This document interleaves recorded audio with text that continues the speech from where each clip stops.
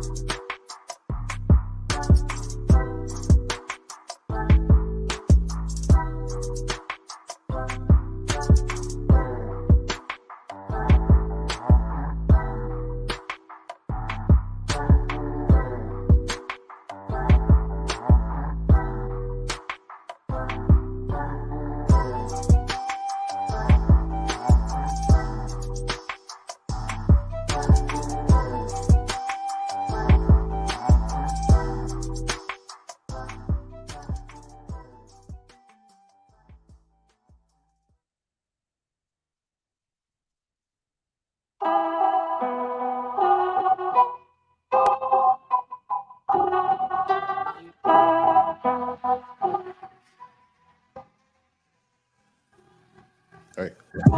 Video.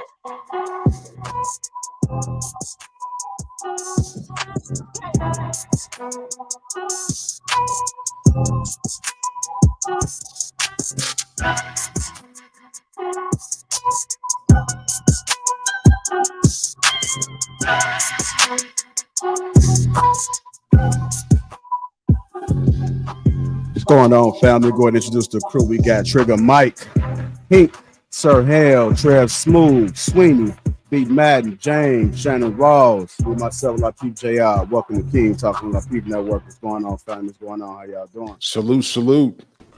So what's up? What's going on? Yeah, what's up, everybody? How y'all living? Same, man. Another day in the paradise, man. Good to see you guys. We're back, Sir Hale, looking smooth. You got for that, man? Appreciate it. Thanks for having me, JR. What's up, brothers? Good to see y'all. So what's up? Big brother, right on. Mighty dapper, might I add. Mighty dapper. Appreciate you. Thank you. Oh, you talking about? What you talking about? Me? Sir Hill, man. Oh, come on, man. Even though I rock with the bear down gear, I rock with it. Man, I thought I was doing something different. Here's to them keeping fields this year. Yeah. You said, are they? Right on. I know that's right. Very, very bold move, rocking the Bears Watch after your week mouth. 18. Watch your mouth, Mike. Watch your mouth, man. We don't do that around here. This bear down country around here, man. We Yeah, don't do that. I see Mike gonna be leaving early tonight. The Bears are now. Marcus, you're a Bears fan too, right? Everything in Chicago. All right, I'm just making sure because you was about to get. Damn, the Bulls ain't doing that good either. Now that I think about it. You said It's still what's killing, man? What's killing, man? Kobe White, they're putting in that work, man. That's the way it's supposed to look when you put the work in the off season, man. Lonzo Ball coming back, so Is it? Hey, I got a feeling he's gonna ball out when he come back. I got a feeling he's gonna come back and ball out. I'm not sure if there's gonna be any room for him. I don't know what they're gonna do. Oh, they're gonna make room for Lonzo. Kobe and put the work in, man. Truth be told, I'm ready to can't turn make the them page passes like Lonzo though. For real, I ain't gonna lie, Sweeney. I'm ready to turn the page on that, brother. I mean, yeah, but man, it's been rough on him, man. I ain't never seen nobody have that type of injury and it lasts that long. So I know he was dealing with some stuff. So hopefully when he come back, man, because I feel bad because y'all seen what happened to Ja Morant? Yeah. No, they said it happened in practice, right? In practice? No, it happened in the game. He left with a torn ligament in the shoulder. When he tried to dunk on somebody, he tried to dunk on you, boy. That's what I'm saying, man. That joint with LeBron James. Every time he jumps, I get like Derrick Rose vibes. Like, please, you don't need to do this. You don't need to go this hard, man. He's going above and beyond. Yeah. Hold on, real quick. I want to address somebody in the chat real quick. Sean Delight. I speak for all Chicagoans when I say, stop talking about that damn deep dish pizza, man. It's square cut around here. That's what we eat. I don't know about y'all in that damn deep dish, but we eat square cut around here. Well, it all depends on where you go, Sweeney. Well, yeah, but they always hyping up that deep dish, man. I mean, what they only know, way more like food than that. McDonald's, but it's some more places. Yeah, Donald's. And home run in your life. So that deep dish be hitting sometimes though. I guess the Donna was ordered to my house, man. They sent it with and it probably took about 3 days, but it was good. Put it in the oven, it was. Hey, y'all love Chicago, don't you? Hey, look, what's that guy named the food critic? Keith Lee. Keith Lee, he ranked Chicago number 3 on the list. Yeah, as far as it went Houston. It went I think it went Houston, New Orleans first, New Orleans, Houston, and then Chicago. I was like, hey, that's a fair one because I use Houston and New Orleans interchangeably. It depends on what you like. If you big on seafood and stuff, I'd say New Orleans. But if you just like breakfast and soul food and all that, I'll go Houston first. You know, that's the beauty about Houston, though, is because we have all that New Orleans culture. That was like half of New Orleans live here. Half of New Orleans is true. From Hurricane Katrina and all that, and we have all that, Cajun flavor in all of our food too, especially our seafood. So you get the best of both worlds here, if you ask me. You know who didn't make the list? Dallas. Damn. All right, up on that note, we're gonna go ahead and get the show started, man. Hit the like button. Also, make sure you subscribe to the channel if you haven't already. Shout out to the sponsor, T Channel, Uncomplicated Skincare for Men. Let start following a free gift. The link is in the description. Also, if you guys don't know, me and Sugar Curls teamed up to bring you guys the Short Man King on top. Go ahead and get your beer products, get your beer game in order. Click that link that's pinned to the top of the chat. Go ahead and get right, ladies. You're looking for a gift for birthday. I know Valentine's Day is coming up. Not all about the ladies, it's about the men too, right? If you do celebrate it. So this would be an excellent gift for that king. With that being said, let's go ahead and get this show started. We'll dive right into our first topic. Shout out to all my green gangers in the chat. Dale, Matthew, I see you. Shannon, D. Berry, Erica. Who else we got? If you want to become part of Green Gang, that link is in the description. Go ahead and click that. First topic of the night. Why men keep their feelings to themselves. I ran across this clip. Y'all may or may not have seen it. But let's go ahead and pay attention and watch how this unfold. I've been in a situation like this before, so I'm curious to see if you guys have as well. Y'all ready for the clip? Wait, what's Shannon at? Mr. Ross.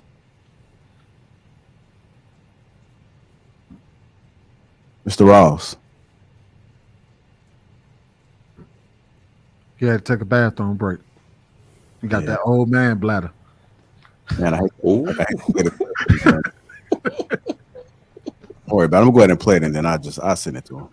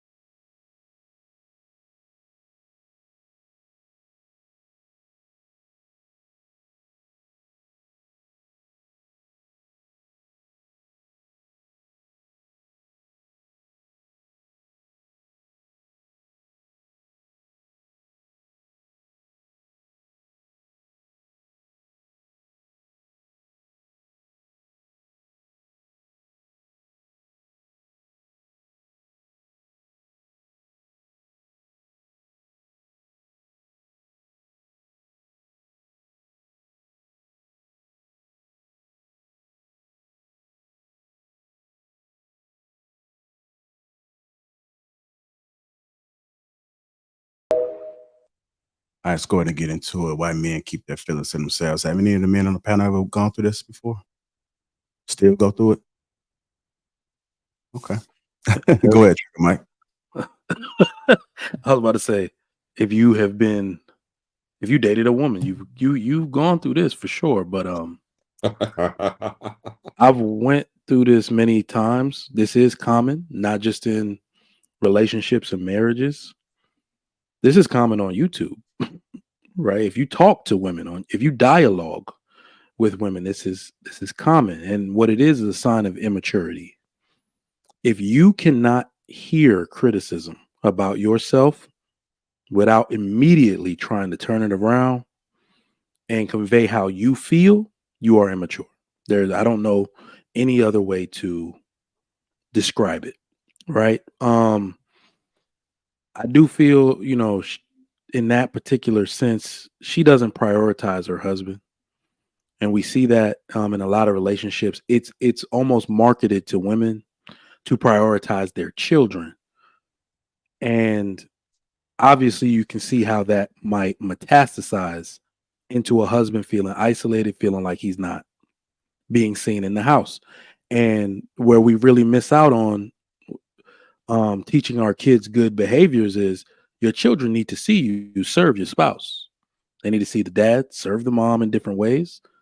The children need to see the mom serve the father in different ways. This is how you teach them respect. This is why we say serve your man first at the table. They're watching you do that. Easiest way to teach respect to your children. So I'll start there and let somebody else have it. Okay. Go ahead, James. What are your thoughts about it, sir? Why a man keep their feelings to themselves? I think the one of the biggest issues is that women wasn't really taught how to communicate.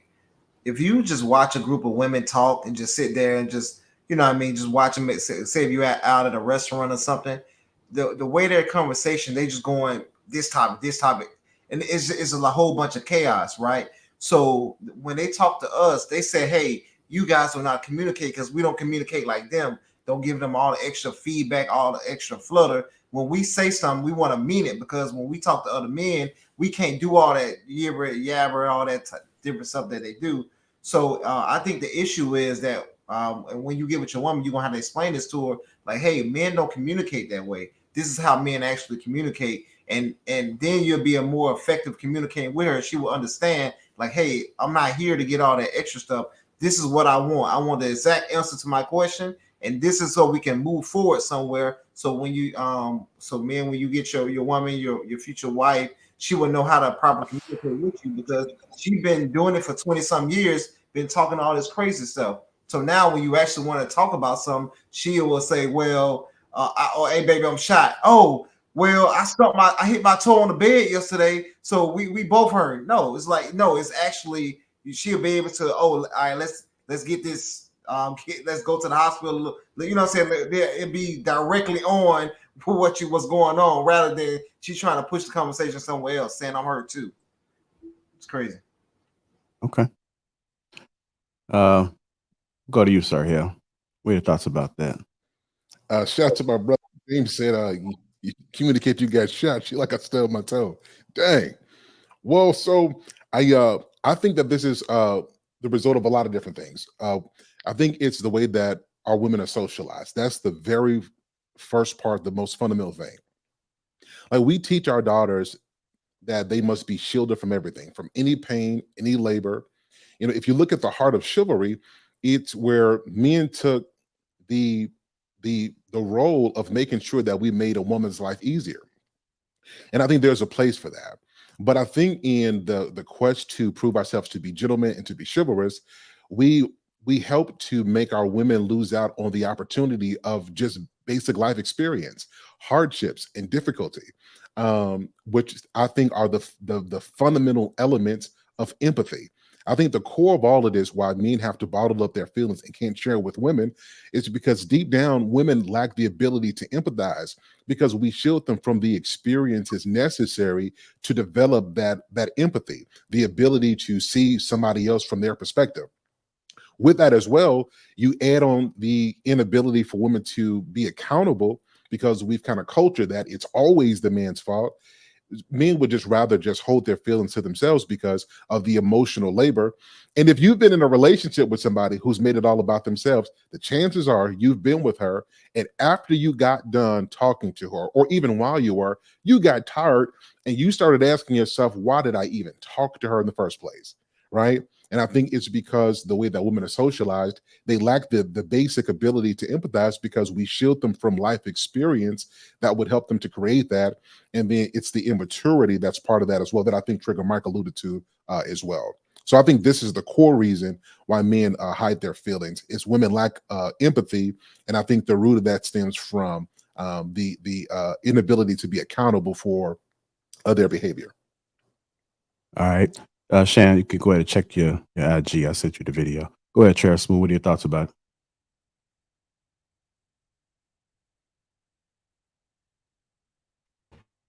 So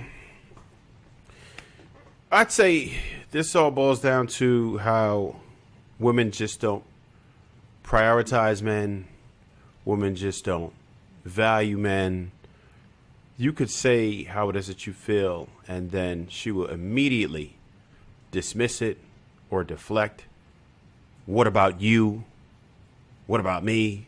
Like, it's just, why are we even talking sometimes? Like, how can you ever come to a good resolution when you're not even being heard, right? You can try to talk and it's like they'll listen to respond most of the time versus listening to actually come to some type of a solution for whatever the conflict is, whatever type of problem you have. And they were groomed that way, right? We were never, I know we mentioned chivalry earlier, right?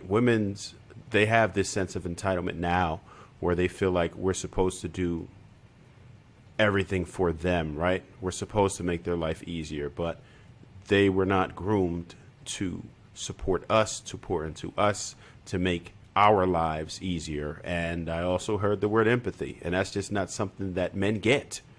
Modern day feminism has made that situation much worse, and it doesn't make sense to communicate sometimes. Sometimes you're like, you know what? you just deal with things, right? You're like, you know what? Because this isn't going to get anywhere, right? It's just going to get you into a worse situation. Now you're going back and forth. Now you're bickering. Fortunately, these two individuals were able to go and seek counsel, and sometimes that's very necessary, because a lot of times when people do go to couples therapy or whatever, they find that the woman has to listen at that point because you have a mediator, right? Because otherwise you can be ignored, you won't be heard, shut down, everything else. But if you have a mediator there, sometimes you can bring sense to it, because they have to listen at that point, and you have somebody else coming up with a resolution, and it's another person telling them where they might be at fault, whereas they won't usually believe you being at fault ever. I'll leave it there for now. All right, go ahead, Marcus. Can you hear me? So I think that what it sounded like was when you've been in a relationship for a long time and you have roles that need to be done within the family, it can become monotonous. She said that I feel like a robot because she's just doing monotonous tasks, kind of like wake up, ABC, go to sleep, ABC.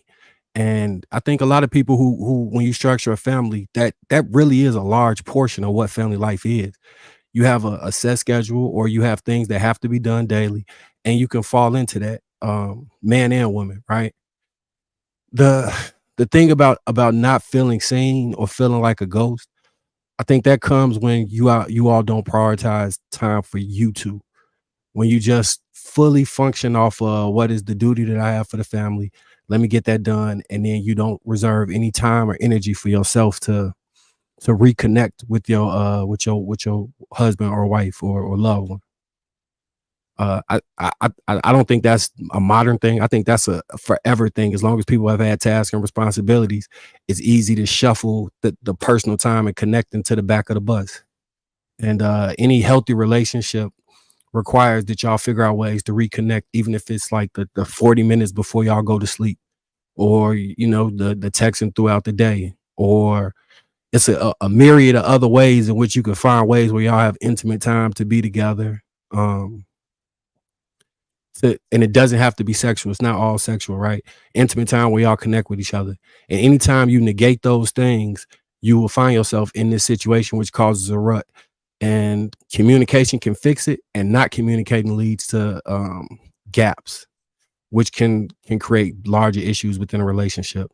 So I don't think he was being, in my personal opinion, just based off my personal bias, I don't think that was from her not looking at him, but I think they might have just fell into a rut. I like that. Go ahead, Brother Hank. Why men keep their feelings to themselves? Well, seeing this video is a great example of why. Because women don't allow men to be vulnerable or have a vulnerable space.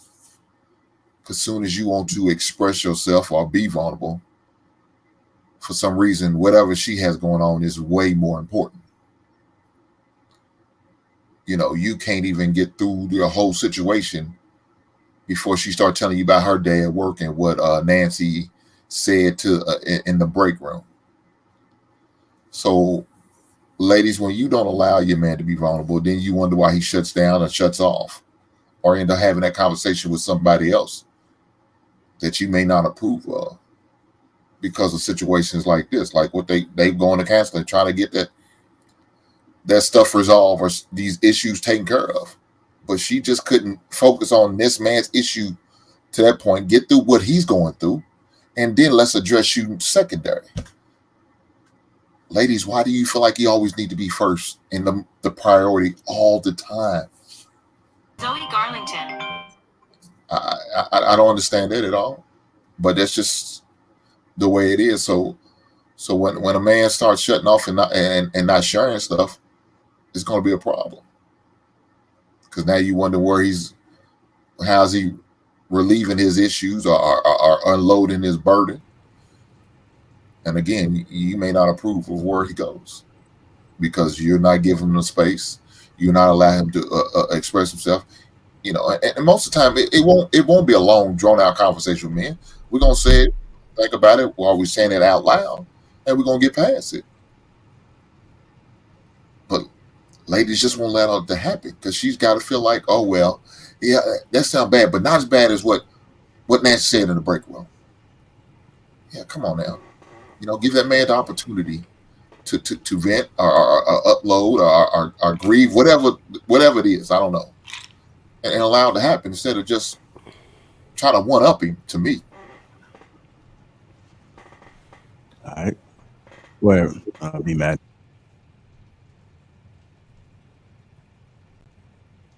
Yeah. So, y'all hear me? Okay. All right. There's a lot of great points made, especially when it came to communication styles with women. When it came to the topic of empathy or lack thereof that some women have, and and how a lot of young ladies are reared and how they are brought up, by their fathers or by the other women in their life. I think this is a clear example of why it's so difficult for men to have safe spaces, to really speak their truth, to really get the little bit of things that we want to get off of our chest. And you would think that with your woman, the person that you may share a dwelling with or have a family with is, or someone that you're dating is someone that you want to feel strong and comfortable enough to have those conversations with. But sometimes, as the video shows, it's not always that. I mean, the majority of the time, men don't share their feelings and emotions just simply because it's more of a burden to even share them, because when you get them shut down like that, a lot of times you don't want to even stay in the situation that you're in, because you don't feel loved, um you don't feel adequate really in that situation anymore. You don't feel confident in the situation the same way, because if she doesn't hear me out or understand some of the things that I need to talk about, um, it gets it real difficult to move forward. And sometimes that person stays only at a certain level with you. They can't go to those other places with you, just because they can't handle it, or they can't sit there long enough to hear it and understand it. Let's just be honest, as men, the majority of the times we don't fully share how we feel anyway, just because we know there's got to be a level of protection there when it comes to dealing with your woman, that you've got to protect yourself, or you've got to protect her from um the real raw news she needs to hear. Because when we do sit down and have these conversations like he was trying to have, it's real tamed. It's real. It's just like a sprinkle of what the real issue is, just to test out the waters. And you guys can tell me if it's not, but most of the time it's the very, very tip of the iceberg, just to see how she takes that little bit. And then if she takes it well, and if she's understanding and she's listening, then you give her a little bit more truth and a little bit more rawness. But if she can't take that little bit, and she can't hear when you have real um issues, or you have real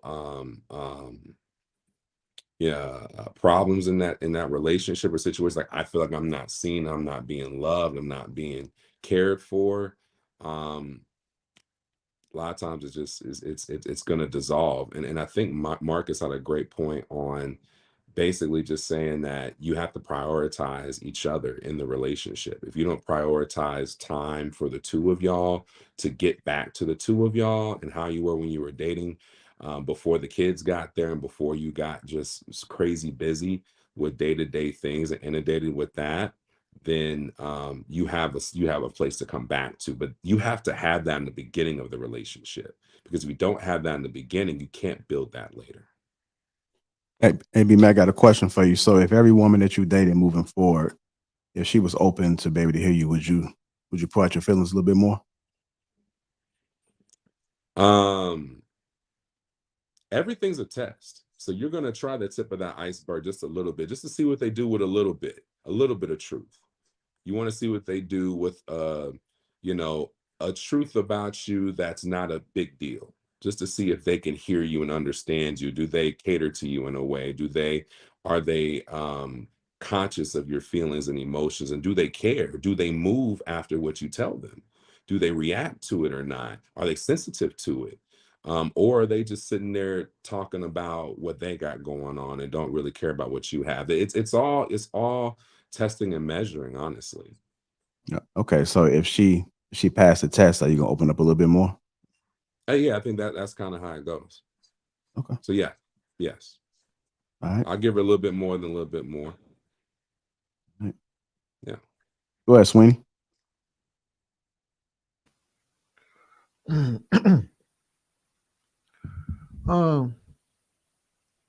Okay, considering this panel is all men, we all pretty much know exactly what that guy feels like. I'm assuming a lot of the men in the chat also know exactly what he feels like, right? And I've kind of been in this new space in my life because I done finally picked up a book and read some shit. What? But so I'm kind of like coming into a space of understanding and trying to get people to understand.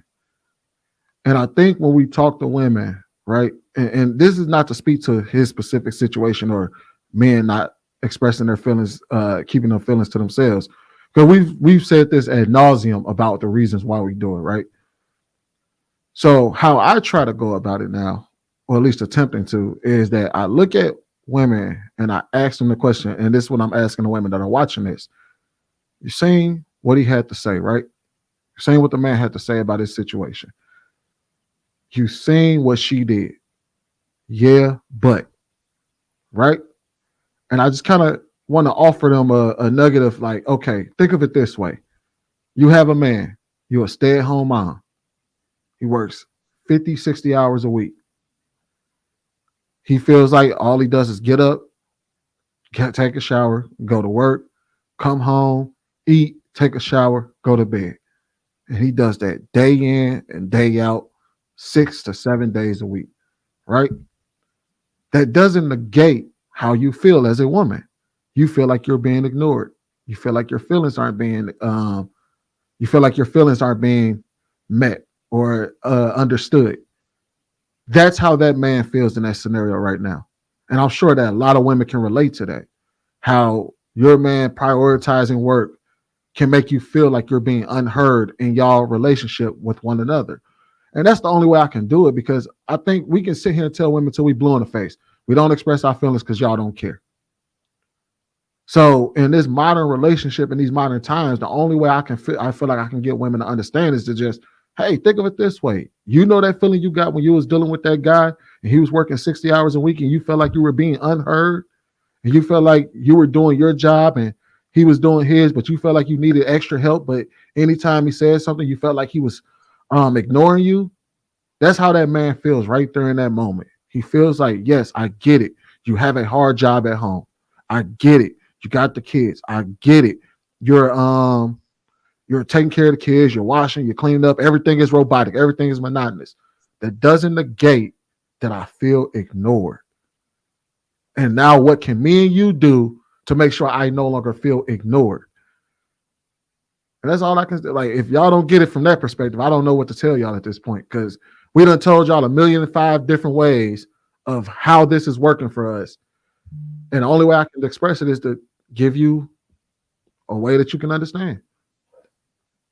You know, Sweeney, I think that's real interesting. You said that. What was that? We have to be mindful. We have to be mindful that our communication styles are so different between men and women.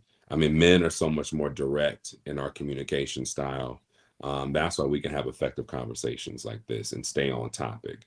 I've literally been at brunches with a bunch of women, and I'm just hearing the conversations just literally jump from subject to subject, to rabbit hole to rabbit hole to rabbit hole, down to a whole nother rabbit hole in a whole nother state in a whole nother country. And nobody's really had a chance to make their point, because one lady hears one thing and then it goes to a different direction, then they hear another thing and then it goes to a whole nother subject, and it just rabbit holes to a whole nother place until you're in a whole nother planet, and you're like, wait a minute, you didn't even get to say your point. The reason why you brought this subject up was to make this particular point, and then an hour later they circle right back over to it, and it's like, Nah, we don't work that way. We don't work that. We're going to tell you what it is and how we feel right here, right now. And if you take me off subject and start talking about your feelings, your emotions, and what you went through today, or how your day was held, or how Keisha was acting at the office today. So, babe, what you want to talk about again? Nothing. I'm good. So, ladies, the ladies that are listening, listen to your man, because he's only going to ask you so many times to listen before he ends up disappearing like a ghost. You know, to B Madden's point, that's a really good point. Most men, you know, we'll say if a man is bringing up his stuff and he's just being honest, and she brings up her stuff, most men, most decent men, will say, you know what, let me put my stuff on the back burner and let me take care of her. And there's a hope that we may not verbalize, that at one point she's going to recognize and see our efforts to say, you know what, we'll put ours on hold, we'll take care of yours. And that eventually she'll see that effort and say, you know what, let me be mature and let me reciprocate and let me put my stuff on the back burner and let me prioritize this man. I think, to B Man's point, it's an unspoken truth that a lot of men, when we check out, we didn't check out because of one conversation. We checked out because over the span of several times we tried to talk, and we sacrificed the moment, and we were men, and we held frame, you know what I mean? And we were the leaders. And then this happened for 2-3 years. It's like, woman, you don't care about me. Which brings me back to this point. Women do listen to men. Guys, listen to me. Women do listen to men. It's just, in most cases, your woman doesn't listen to you. She listens to the other men in her life. If it's her father or her brother or her best friend, it's just this weird thing where most women are incapable of hearing their man because they're filtering what he's saying through how they feel in that moment, and they're attaching a meaning that might not be there. So if he says, you know, I feel invisible, instead of her just keeping what he said in context, where she attaches that invisibility to she's doing something wrong, and therefore she's doing something wrong, he's saying he doesn't love her or she's failing in some area. And so she's attaching reasons and meaning, and it completely throws the communication off. And I think this is why men check out, because of this emotional labor. When men speak, we are matter of fact. If we say we don't like what you did today, that's all we mean. There's no need for inference. There's no need to attach more meaning. And I think this is the point where men check out, because we put our feelings on the back burner and we expect our women to see our effort. But it's like, we don't, you know what I mean? There's like no credit with women. You know what I mean? They don't look at the history of how you've handled them and show respect to their feelings. There's no credit attached to it. And I think that this is a problem. And I think this is why men today don't share their feelings. So I say this to say, B Madden made a good point, and that's what made me think about that. Women do hear men, just not their men in most cases. She listened to her pastor, and it takes she listened to her pastor, writes her hell. Bishop, she listened to Bishop. Bishop could tell her whatever you want to tell her. She gonna listen. That's gonna be gospel. Most of the time, Bishop is telling her exactly what you told her, and you looking at the side of her head like, absolutely. I said that. I said that. The exact same thing. Mm-hmm. So I also want to say too, man, and it's important to have this conversation before early in your relationship. Like, hey, when I bring up if I'm mad at something, or if I'm angry or something like that, if I don't like something, that's not your opportunity to bring up something that you don't like that I'm doing. You wait till, you know, a couple days later or something like that, when everything's fresh, and then, or when it happens, to bring that up. Don't wait. Don't start doing that crap when I have an issue with this or that, and that can help you, you know what I mean, throughout your relationship. So that's just some advice for the young brothers watching. James, that is you just defined the word gaslighting. That's the definition of gaslighting. So you didn't put the toilets. No, let me switch it up. You baby, you didn't wash the dishes. Yeah, but you didn't take out the trash. But we're not talking about the trash right now. I'm talking about the dishes not being washed. And you said that our deal was that you wash the dishes and not take out the trash. But why are you bringing up the trash now that I'm bringing up you not doing what you supposed to do? How come you didn't bring up the trash when I first got home? How come you didn't bring up the trash yesterday? How come you didn't bring up the trash this morning before I went to work? Why are you bringing up the trash now that I'm telling you about them dishes in the kitchen? You got to take that Uno reverse card off them. You got to. They love putting that Uno reverse on you. So which one of y'all said that they listen to the pastor? I said it too. You know what you know what it is though, because I know y'all will sit there and say, "Man, I just told you that." No, when women hear what the pastor says, or when they hear advice from other people, the way that they hear it through you fucking up, not through them fucking up. So if they hear the pastor say, "You need to be mindful of your partner," or something like that, they're not hearing it and saying, "Oh, my husband just told me that he was feeling some type of way, and I need to be mindful of that." No, how they hear it is, I tried to tell my husband you need to be mindful of my feelings, and then she go home and tell him, I heard the pastor today. He said, you need to be mindful of your partner. You remember that day when I told you that I would that I was feeling unheard? See, I knew the pastor was gonna speak to me this week. Or when you sitting in the church and the pastor say something, they turn around. They try to look at you like, look at you, and then you looking at them like, he talking about you. He's talking about you right now.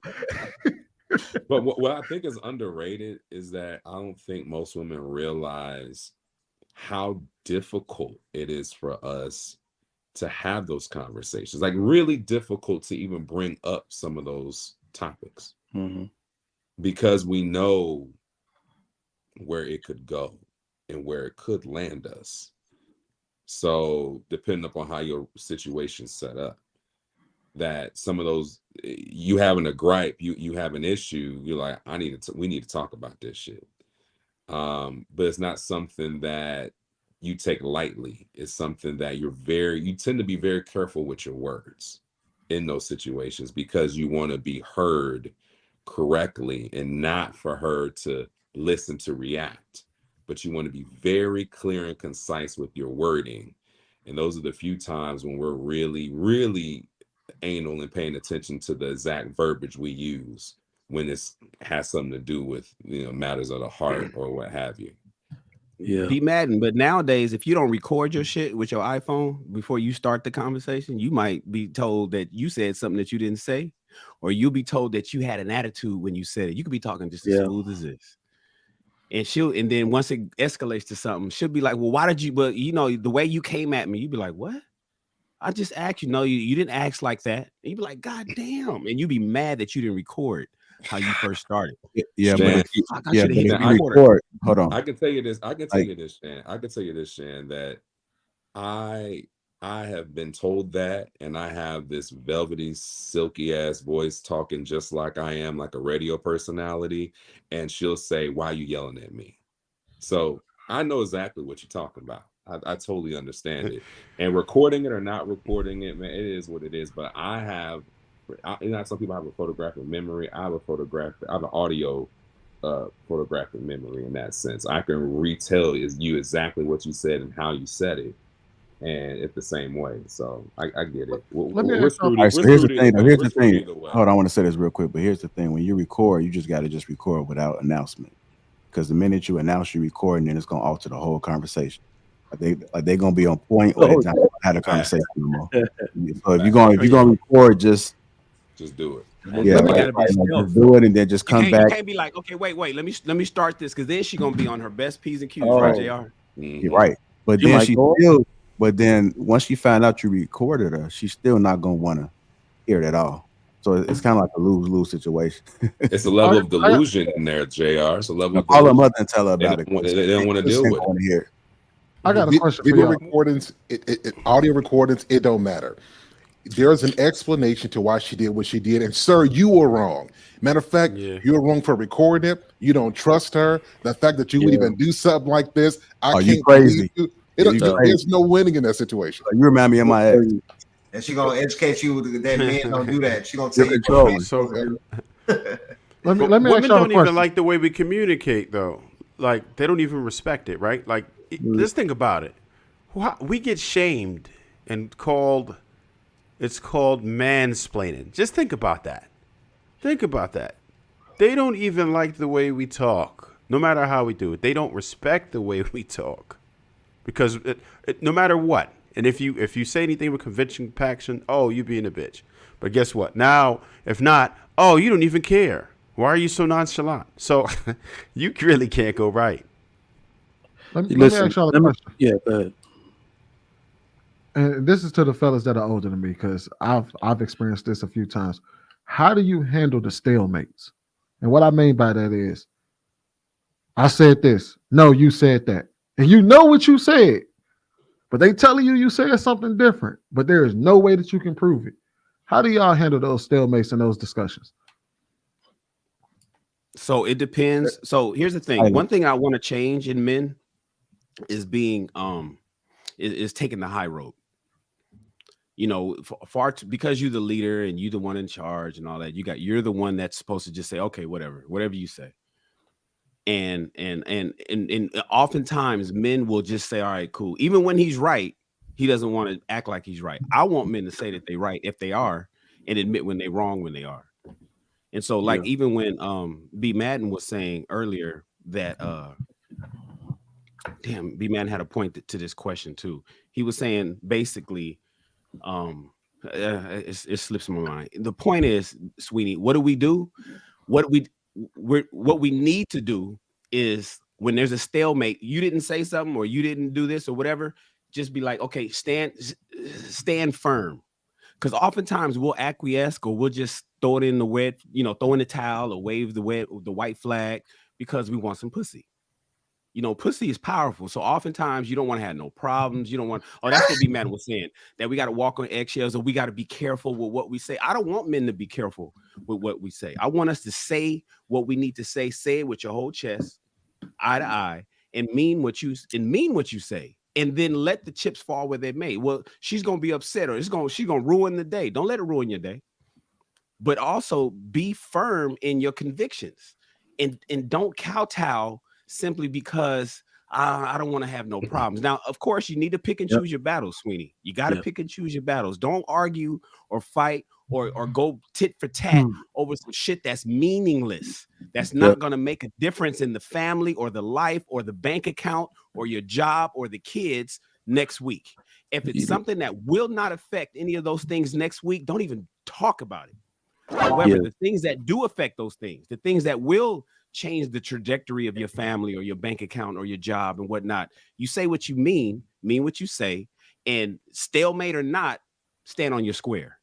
Okay. That's what we need to start doing, because historically we have it. Most men just say, and that's where it's just she the Charlie Brown teacher thing. That's where that came from. Women just became Charlie Brown's teacher, want, and men tune them out. I don't want men to tune women out no more. I want you to hear what the fuck she's saying and then say what you need to say back to her and let her learn what how you move in the relationship. And if she don't want to do that, then she ain't the woman for you. It's just that simple. Shane, I've done that, and that has helped me eliminate certain women in my life for sure. That were just naturally argumentative, that naturally just had a problem with everything. And in the past, I'm just like, whatever you say, I don't really care. Okay, make you feel good. All right, now let's go to bed. Like I ain't trying to hear that shit. Yeah, right, but B. Madden, that's indicative. But I started doing that more often, just so I could see what I was dealing with. And this isn't long relationship. This is like newer stuff. Just so you can see what you really have and see if it's really worth your time or not. Because you might be trying to eliminate some people already. So you're just trying to see, if they're already kind of shaky and they telling you what you didn't said and what you didn't did. Like, you know what? Actually, no, you're wrong. And I'm gonna tell you why. And I got receipts for that shit with your whole chest. And then if they can't deal with it or they crumble with it or whatever, then that ain't someone that's for long term anyway. But if it's someone that's your wife or whatever, again, like Shan said, I echo, only focus on the important issues and pick and choose those battles. And when you stand on that, I think also something else that Shan mentioned that is extremely important, and I think it's important for being able to stand on your square. He said, knowing when you are wrong and admitting it. Because if you never admit when you're wrong, then how can she trust in the end when you're right? And I think that was very important that you told me that, because that makes sense. Because if we at a stalemate and I say no, I truly said that, but she goes to her Rolodex and remember times where we had this stalemate before, and I thought about it, I was like, no, you're right. You did say XYZ. Now when it comes back around, she's like, no, I got the type of man that knows when to admit that he's wrong. So she's more likely to understand and hear you. And it's something called being impeccable with your words. No, So, that's dope. Let me say own your shit. All men so own your shit. That's definitely one facet of it. Like to the maturity argument I was making earlier, knowing when you're wrong is one part of it. And I think men, like what B. Madden said he was going through, men are up against a lot because this has been nurtured into women throughout a lifetime now. 30 years and going, it's been nurtured into them that women cannot be wrong alone. And when a man is involved, they cannot be wrong without the opportunity to play the victim. A man can't be the victim and they be wrong. Those two things cannot happen in the modern woman's life. But misery loves company, trigger. Yeah. In addition to knowing when you're wrong, men actually have to be, you have to be extremely rigid in a few ways. Don't apologize when you've done nothing wrong. That's how we add to this problem. And don't say sorry for how she responds to something. I notice a lot of dudes like, look, I'm sorry for how you took that. I didn't mean to upset. No. If you have stated something clearly, especially when as hard as it is for men to be vulnerable, when you do it, and you usually do it at her urging. Well, I just need you to open up to me, and then you do it. Do not apologize for how she took something when you weren't disrespectful or you stated it plainly. And I think we open up the floodgates for that when we're always apologizing when we've done nothing wrong, and we're apologizing for how she responds to shit. We open the floodgates for her to just switch the narrative up every single time. I think men need to fortify themselves and teach other men, like, listen, women need to learn. This is how you grow them up. They need to learn how to be wrong all by themselves. Men cannot escape being on trial in a situation. Everybody is in there to judge you. The same way we have to man up and sit in that situation and take it when we're wrong, we have to teach our women to do the same. I want to get Marcus. Sweeney. Go ahead, Marcus. Sweeney, I heard you say you recently read a book. Was it The Four Agreements?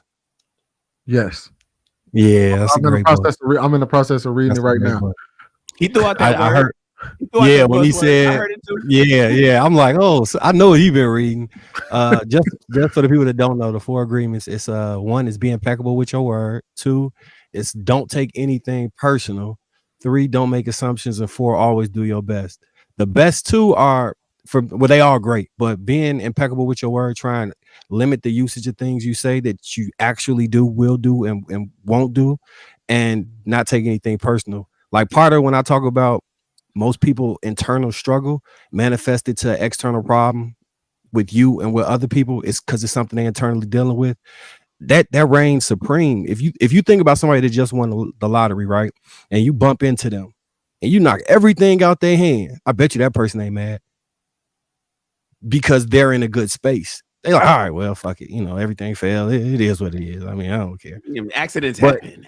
Accidents happen, but you catch that same person and the rent due, they broke. Yeah, the rent due, they got fired from their job. They caught their woman cheating, and you don't hold the door for them long enough. That person might go off for a hinge and fuck around be a school shooter because that's what they going through. And when you look at people, it can grow your empathy for them too, because you'll look at them and you'll say, all right, I've had down days before, so I get where you coming from. I understand why you so upset and why you so angry, because I've been in that space before. And try and figure out a way, because you can resolve almost any conflict if you realize that, look, I'm not your enemy, and you don't really see me as your enemy. You fighting something in your life, and you looking for some place to project all of this anger. And I'm not about to be that vessel. You're gonna have to find somebody else to unleash your wrath upon. I'm not playing these games. All right, well, have a good day. That's how you avoid a nigga moment. JR, can I throw this out there real quick?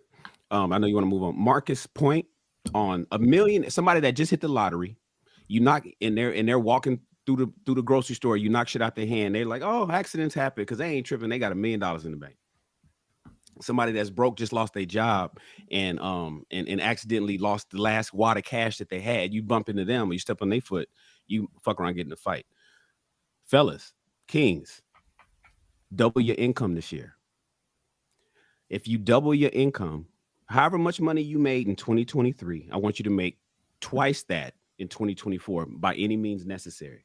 Because the more you are financially sound, the happier you will treat other people. It's exactly what Marcus said. So if you made last year 50 grand, I need you to make 100 grand this year. Figure it out. Because if you got more money in the bank and all of your bills are paid and you ain't tripping on nothing getting cut off and you have no problem going anywhere you want to go eat or buy anything that you want, you become a nicer, happier man.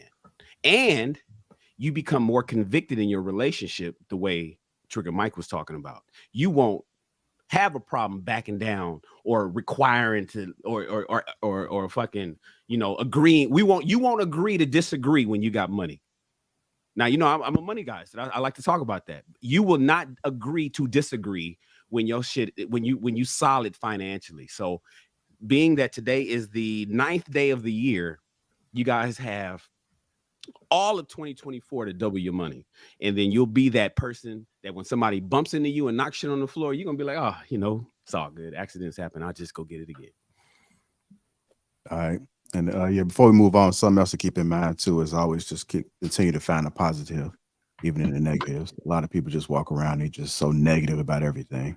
I had a conversation with my family, and one of the things that they starting to even see, and they older than me, right? Older and younger, but you could be a leader at any time. You could be a leader at any time. And age doesn't define who leads, but always think positive. Learn how to embrace the challenges. I don't know any life that has, I don't know anybody like that has been easy, but if you embrace manhood, if you're a man and you embrace them challenges, it's going to teach you something that's going to make you stronger. And when you see that issue again or that problem, then now you know how to navigate it with ease. So you don't know everything. So when things come, it's one of those moments like, okay, let me figure this out. Let me come up with a plan. I'm gonna make things happen. One of the things one of my uncles told me, he's a cousin, sort of like an uncle. He said, there's no such thing as I can't. There's no such thing as I can't. He didn't want to hear that. He said, what you say? I don't want to hear that. There's no such thing as I can't. I can. And that's one thing that I never forget. So be one of those people that always make things happen and learn how to embrace manhood. Challenges are good. Challenges are good. You read scripture, Lapeef. You read scripture. That's James 1, verse 2. He says, count it all joy when you go through various trials. You know what I'm saying? So that's one thing that one of the principles that I took in my life. So I appreciate that. All right on, brother. Right on. Yeah, just tuning in. Welcome to King Talks. Make sure we hit that like button. Also, make sure you subscribe to the channel. Shout out to the sponsor again, T Hanley, and also make sure you guys click that link that's pinned to the top of the chat and get your Assured Lapeef and Sugar Curls collab. Go ahead and get that Assured beer product. I know Sir Hale's supposed to be getting his. Supposed to be ordering it, right? I was sitting up here thinking I'm the only one on this panel without facial hair. I'm offended by this. I was thinking about that earlier, to be honest with you. Okay. Well, I think next week we're gonna all shave our beards and we're gonna get the Sir Hale look. You're gonna start over. Yeah, don't forget your white turtlenecks, brothers. Don't forget your white turtleneck.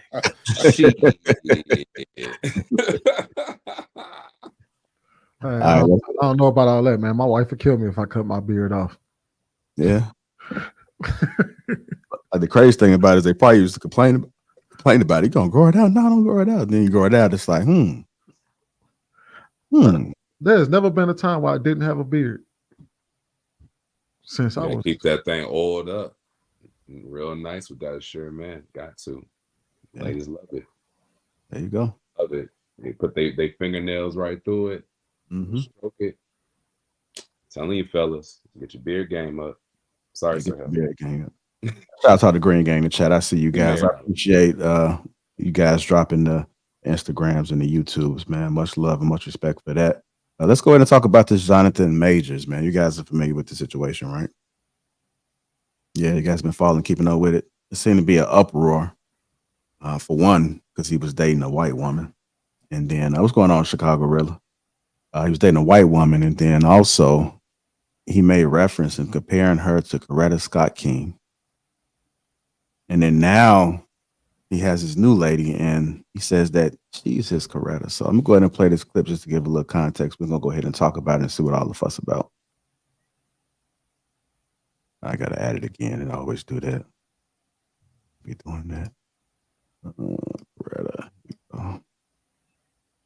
Who question, especially in the Black community, as you're probably well aware, that people were saying, well, why was he telling this woman to be like Coretta Scott King and Michelle Obama? It was me trying to give an analogy of what it is I'm aspiring to be. You know, these great men, Martin, President Obama, and trying to give a reference point to that.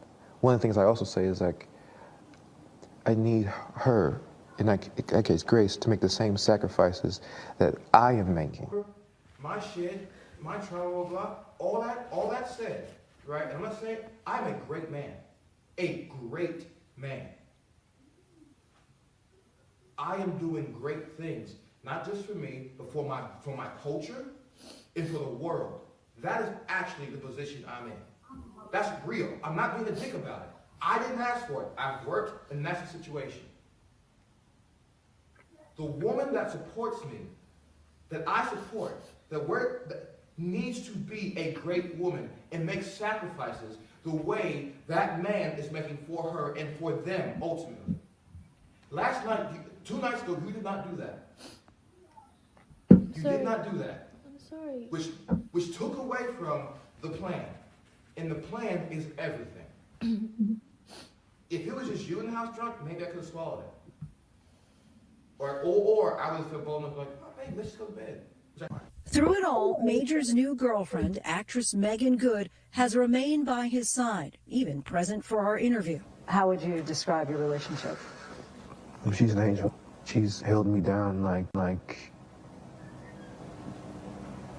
a Coretta, you know? I'm so blessed to have her, you know? The relationship is still fresh, but, you know, I think I found her. There's some weird stuff going on in Hollywood, man. But let's go ahead and dive into it. And who was that? Yeah, Can't man. believe anything anymore, man. Can't believe anything. It's just that we was just talking about a different Jonathan last week, right? And how he wasn't singing her praises and he was dulling her light and everything else under the sun. Meanwhile, this week we have a different Jonathan Majors who did sing the light of his woman, who did say she was an angel to him, who did say she was the wind and everything else and the try our love and all the light, and they still got criticized for it. They still had something negative to say about a man that sat and went through the crucible, because we've all seen this video. And I can say for the most part, for the vast majority of black folks, we've seen that and said, yeah, Jonathan Majors didn't really do anything in that situation, right? And this is including women, because I even seen women, black women, like, yeah, nah, that didn't go. That woman, Jabbari, was on one. And even then, when he started singing the praises of Meagan Good and how she's been I don't want to say a rock for him, shit, call it what you want, y'all still criticized him. Nah, that video was kind of suspect, man. It felt like you was being fake. I don't think you was being genuine when you said that. Two different Jonathans, two different situations, same results. That's a very keen observation, Sweeney. Putting it all together, it's basically men can't win. I'm still on the fence as if these interviews for men in general, not even just black men, if it helps our case or hurts us, even further. I don't think there's anything black men can do, or men in general can do, to plead their case against a woman. Not in this time. I think we're just born in the wrong era. We live in the wrong era. To this particular thing, now there are a few points I want to make on this Coretta Scott King thing. To me, it makes perfect sense. And as a matter of fact, I've said the exact same words he said. The same damn, I'm a great man. I said all that shit to my wife once upon a time. I really did. I don't see how you explain to a woman your expectations without having those type of intimate conversations. It's really embarrassing that an intimate conversation between two people in a relationship had to come out like that. Because don't lie, those conversations do happen, especially in today's age where women prioritize work, and they will eventually be like, well, what do you want from me? And you're going to go on that same diatribe that Jonathan Majors went on. You're going to tell her exactly who you expect her to be. He is a black man. Why would he be referencing Meryl Streep? Okay. Why would he be referencing any other woman other than a black woman? He's black. So, for people to get on, oh, he need to keep Coretta name out of his mouth. He's black. Black men say Michelle Obama. Black men say Coretta Scott King. We use black women because we grew up black. It's the most simple thing to understand. And, for him to say that to a white woman, he's just giving, shedding light on the fact that Coretta Scott King is known by all. It's known that her man cheated and that she was receiving death threats at the house. And through it all, she held him down. I need you to hold me down like Coretta Scott King did. And, I think he got crucified for that. But for me, it's perfectly understandable. He was supposed to use Hillary Clinton as an example. Hillary to his bill and shit. Yo, but honestly, I think it's a good message what he was trying to convey. But I think he keep picking the wrong women. That's my only thing I got against what he's doing. Right? He went from this crazy white girl to now a woman that just got a divorce from a man for no reason. You know what I'm saying? So how can you take her serious? You're not going to take her to the next level. Now you calling her Coretta. Coretta put in work with Martin. You know what I'm saying? Or Michelle put in work with Obama, for years. You know what I mean? So to compare these women to that, you know what I mean? I know he's trying to train her up, but every woman is not there, man. So you got he reminds me of that guy that you know what I mean? You growing up, he only worked on his handles. He never worked on his shot. And then as soon as he got in the game, he was shooting all the threes the whole game. And we like, you didn't practice this, so he has to make sure, you know what I mean, that he's that the message, because he has a great message. Brothers follow this message, but you got to make sure you pick the women. You got to follow through. That's my only gripe with them. I would say to Meagan Good's defense, in her defense, she did take a lot of strays during this court case. Could have walked away out. Like, she took a lot of strays being with him because they was on her ass too. When it was about him being with a white woman first, and she was talking about, he's using you, all the thoughts that were being put in her head at that moment. She took a lot of strays. So for her to actually sit through that when she didn't have to, especially coming out of her divorce, I can say it does say a lot about her to a degree. Now, what she did in her previous marriage, I mean, we can talk about that, but for him, I don't care. The shit fake, Sweeney. Yeah. Now we're gonna say that it's all fake because this is Hollywood. We can go with that too because a lot of shit going on in Hollywood is bullshit. So didn't take nothing, man. It's okay. It's that time. Listen, Sweeney, we got to jump they've in. been together for less than a year, bro. Yes. To James's point. Now, she took a lot of straight for 9 months. That ain't no heat. That ain't no heat. She ain't had no heat. Coretta Scott King got years in the game. Yeah, true. Years in the game. I mean, Michelle Obama was Barack's boss when he came to the law firm back in the day when that nigga was a dusty with nothing to do. Mm-hmm. These women that he used as an example, to James's point, got years. You got to have some time in service. You know the stripe on a military jacket where it got those lines that go straight up and down? Each one of those represent 2 years in the military. Some motherfuckers got it going all the way up their arm. You got to have some time in the game to be able to use Coretta Scott King. But here's the point. James, I get what you're saying, but here's the thing. What the brother was doing was comparing the women. It's like you guys said, like it just, we can't win no matter what we do, man. It's like, look, I'm using these women as an example to say I'm doing some amazing stuff for my community as a black man, as an actor, as a man of prominence now, and I need a solid woman on my team. That's all I want. And of course, as Mike said, he's a black man. He's gonna use black references. He's not gonna use Meryl Streep. That was a funny one, Mike. So it was. But the point is, and the overall picture is, this is the kind of woman I want.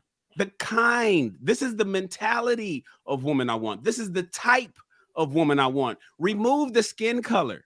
Remove the historical back. I need a woman that's gonna hold me down no matter what. And you didn't do that the other night because you got drunk and whatever the fuck he was arguing about with her over the phone that time. Now, again, back to what James is saying, he's attributing those attributes to somebody he's been fucking for 9 months. That might not end well.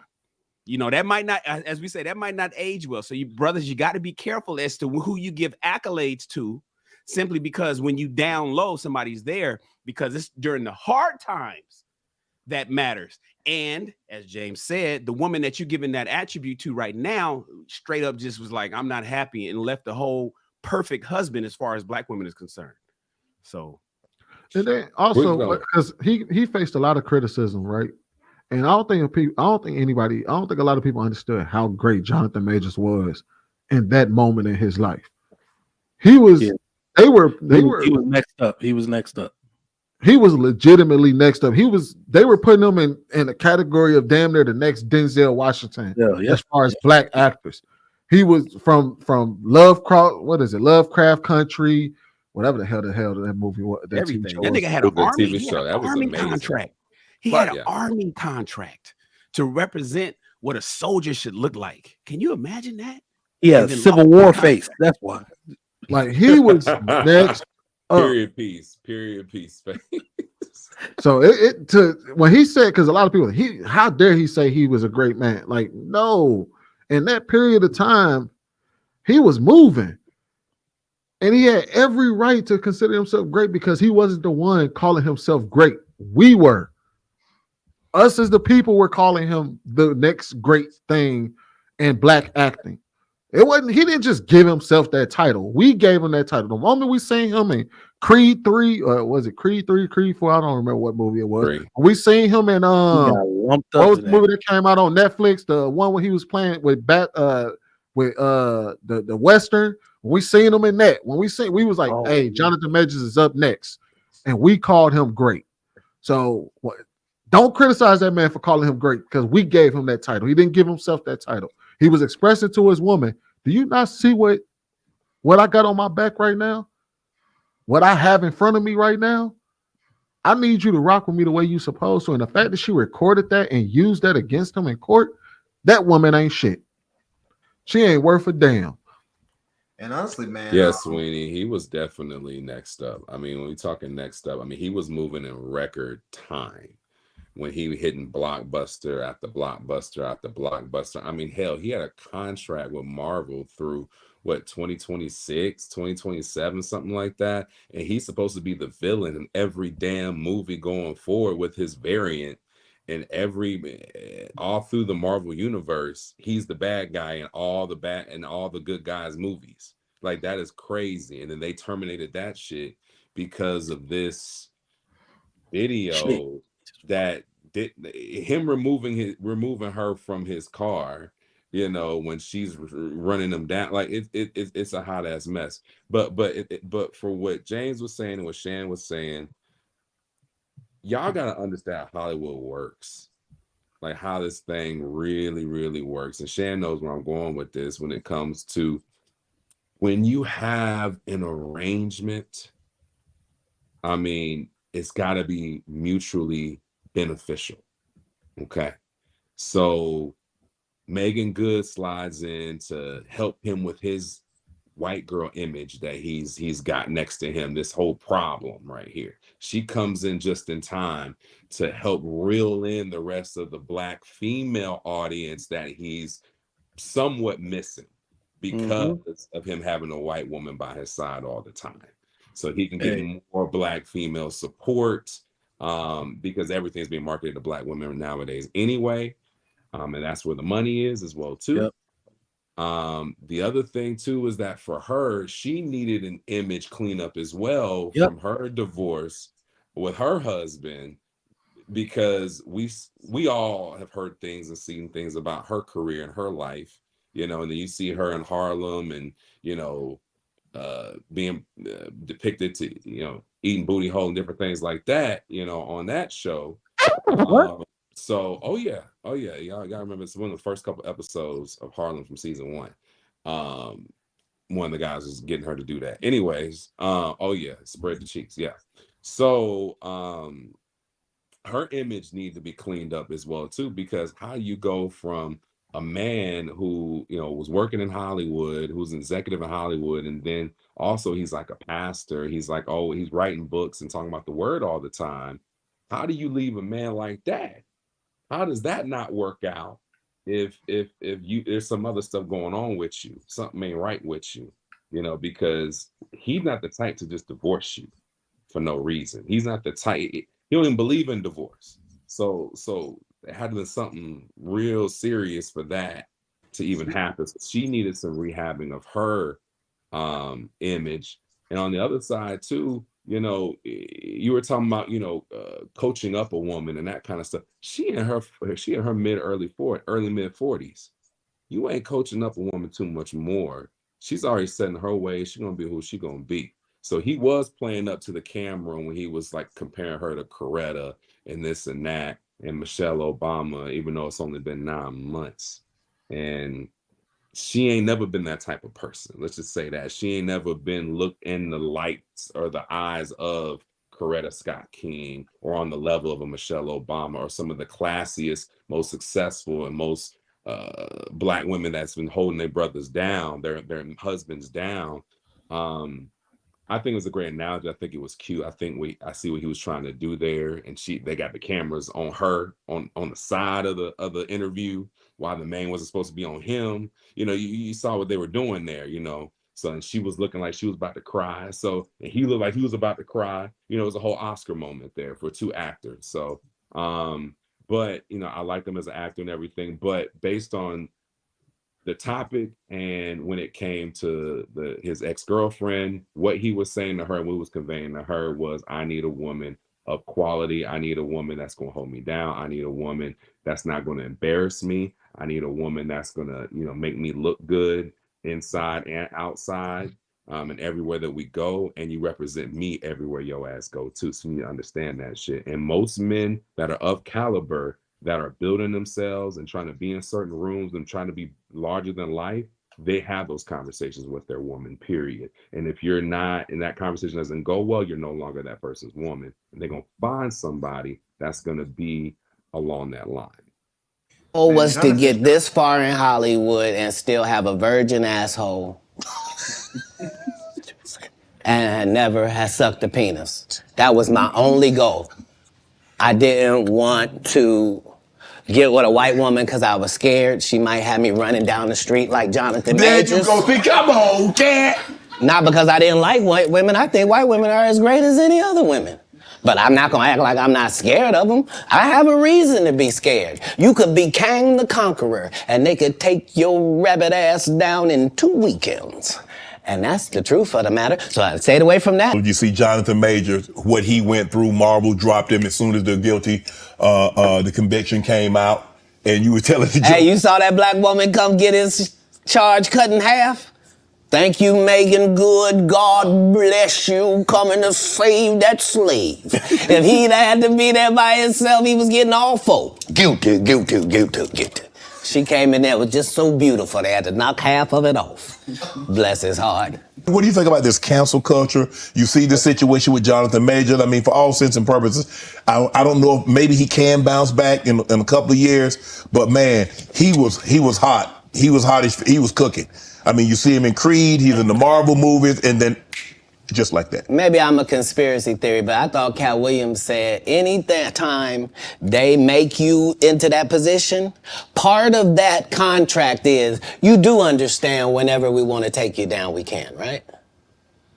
Part of giving you the world. First of all, they went around the world for 2 years straight telling any women that would listen that this was a good-looking Negro. Mm-hmm. Since when? When did y'all start liking a big nose? And when did y'all like a little head and a big jaw? When? Since when? That look like my daddy. When you start liking my daddy? You like black people's features like that? If this ugly nigga is good looking, then all niggas is good looking. Anytime you see them telling you something you can't believe, just understand it's a play. And it don't matter. You gonna know it's a play as soon as they get in that position and think they gonna tell somebody something. No, you're not. No, you're not. Marvel will cancel you you won't be allowed to read a comic book. What is you talking about? Get out of here. Get out of here, ugly boy. Yeah, they love fooling the people.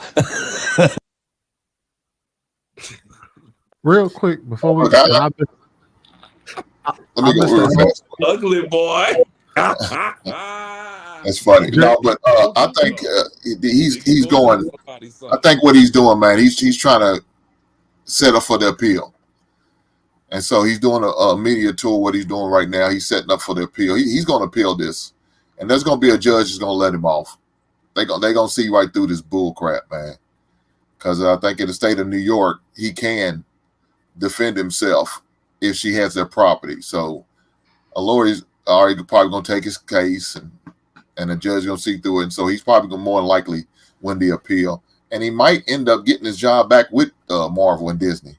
So don't be surprised by this, because Marvel took back some people who had some issues and found out that they got all cleared up, and also they took them back. So, Hey, buddy, black. He black. I understand. But please, him black. But please believe they you see how they are changing things, making it all inclusive over with Disney. They gonna make it right. And live nah. If you make a public declaration that you're cutting someone, you can't like you know it's all political. It's all political. They didn't even make it right with Johnny Depp. They're not gonna do it. And the thing is, even if he did appeal it, right? The thing that he was guilty of wasn't because they looked at it as self-defense and they said no, it wasn't self-defense. Basically, they just said, yeah, we get that what everything went down, but she did get hurt and it was kind of basically negligent. So what he was actually taking his phone back. No, fair, but that wasn't the defense he was using. He basically said, I didn't do shit to her. Did you hear me say he's gonna have a new lawyer, Sweeney? He's gonna have a new lawyer. He's going to get a different judge. But the judge. Look here, I'm taking a bet. I'm taking bets on this. If y'all want to take a bet, I'm taking a bet. But Hank, it's a setup. He's not going to appeal. Look here. If you don't get no jail time. Disney realized they made a mistake with Johnny Depp. They jumped too early. They jumped the gun too early, and they regret it. It's going to happen. I promise you, it's going to happen. They're going to make it right. They're not going to take the same fall like they did with Johnny Depp. They realized they made a mistake with Johnny Depp. They jumped too early, way before the situation got ended. He's gonna win the appeal, and more likely he's gonna be right back in there. I don't think he's gonna appeal it. Even if not, I think he's gonna appeal it, but it's not gonna be in the way that we think it is. I don't think it's gonna be because he's gonna go the self-defense route, which he should have done from Jump Street, and he probably wouldn't have got convicted to begin with. But I don't think it's on that too. And then also, before we say that, I did not know that Franklin filed divorce for Meagan Good. Yeah. Yep. I thought she filed. Yeah, he did. Oh, he did. Well, to your point, I feel like issues with that. Like he wanted to have kids. There's a lot of different things, and she wasn't trying to get on his program anymore. You know, Yeah, so man. Yeah, I think society is fickle enough to let him back in. It's probably not going to be with Marvel, but it might be with DC. Who knows? Like it's different. Like we forget things so quickly. Society is extremely fickle right now. I wanted to kind of tackle James' point about him picking the wrong women, right? Because I do agree that he certainly picked the wrong women, but it's like the why. And one of the things that I listened to in the interview, he talked about depression. He talked about he had thoughts of deleting himself. He talked about abuse he dealt with. And I just think he was dealing with a lot. And then the pressures right now that he's getting, like trying to be that number one guy, it's tough. He's dealing with a lot of different things. And sometimes we forget that it's just difficult as men in general to pick the right woman. All of us at some point have picked the wrong woman, right? And I understand that, you know, he's not going to be forgiven for playing in the snow, but I don't think that that was the major problem, right? The major problem was him picking a woman who is legit crazy, in my opinion, right? And Meagan Good, I don't think is a great follow-up. It's probably the best he could do right now because I don't think a lot of people would touch him, but it might be a segue into a better woman. But I think he missed that, man. I think there was a lot missing in his life that didn't lead him to making those good decisions where he would know how to pick a woman in the first place. Hold on, Trickle Mike. Let me get Marcus and Sir Hale in there. They've been kind of quiet. You want to get in there, Mark? Yeah. So I agree. Was that James and Trev point about him picking the wrong type of woman? I think a lot of times we overlook things because we feel that they're normal, and we normalize people acting crazy with their relationships. We normalize somebody fighting you. We normalize somebody being hyper emotional. We normalize just dysfunction across the board. And when you exist in a space where you feel that dysfunction is normal, of course you're gonna have a domestic. Of course you're gonna get into this type of situation because that's just what people do. But it's not. It's what dysfunctional people end up with. People got to heal. He said he dealt with depression and all those things. It's good that he identified those things. We removed the stigma off of his mental health concerns so he can get those things properly addressed, so he can get some coping mechanisms and some coping tools so he can move forward, knowing how to approach relationships, life communication, and conflict resolution. At this age, with that much to lose, it's a shame because it's not that often that the world get laid out on a platter for you. And when they do, you really got to take advantage of that. Like you absolutely have to take advantage of that and not get tricked out of your bag, out your position. It's sad. But yeah, it all boils back to discernment and understanding. Like, because when you operating from a space of understanding that that's dysfunction, it's not something you just don't run into. It offends you. It will offend you to be in the presence of somebody behaving in a way that's counterproductive to you in the way that the space that you moving in. You will actually be offended. Like, oh no, this just do not feel right. I can't. It's nothing to work out because you are repulsive to my energy by the way you're moving. But sadly, a lot of us don't come from that space, so we end up in situations where this dysfunction is normalized. It's normal, and we move with it, and we cope with it, and we keep it going when it does not have to be. People got to heal. You want to get that, Sir Hale? Yeah, so how dare Jonathan Majors have a woman that he looked up to and compares a woman he likes to that woman? Like, I don't really see the big issue here. I don't see an issue with him comparing his experience, because like a lot of us say that you need X amount of years to be able to give somebody a certain amount of credit, to which I do agree. But I think it's something to be said about what you deal with. If you think about this, there's been a lot of people you've known for 5-10 years who you call friend. On the 11th year, you find out that who you thought was a friend from 5 to 10 years wasn't your friend, even though y'all got time together. And then you meet somebody else who you guys did not go to the same college. You guys did not work at the same job. but there's a sort of camaraderie and respect that you guys develop. And suddenly that the person who you meet and have known for a shorter period of time have proven themselves to be more of a friend than somebody you've known for a decade. I say that to say, whether or not, let's isolate and take this example of Jonathan Majors and Meagan Good, and let's apply it to the average man. I think what he is doing is comparing what his experience is, and he's saying that I want a great woman who is different than this culture. The culture where you get dropped from Marvel. Sham brought it up earlier that he got dropped like he was representing the army, got dropped. Most women in this culture, particularly if they're still attractive, and Meagan Good, let's be honest, it's still attractive. Most women will find something else to do and leave in that particular moment and jump on the bandwagon. And it speaks to the heart of the question earlier, why men don't share their feelings. Is it because if we do, we're criticized because we're praising this person too much, or, it's criticism because we're playing, we don't really mean this. This is all for show. And so there's no way a man can win in this situation. So I don't see anything he said was wrong.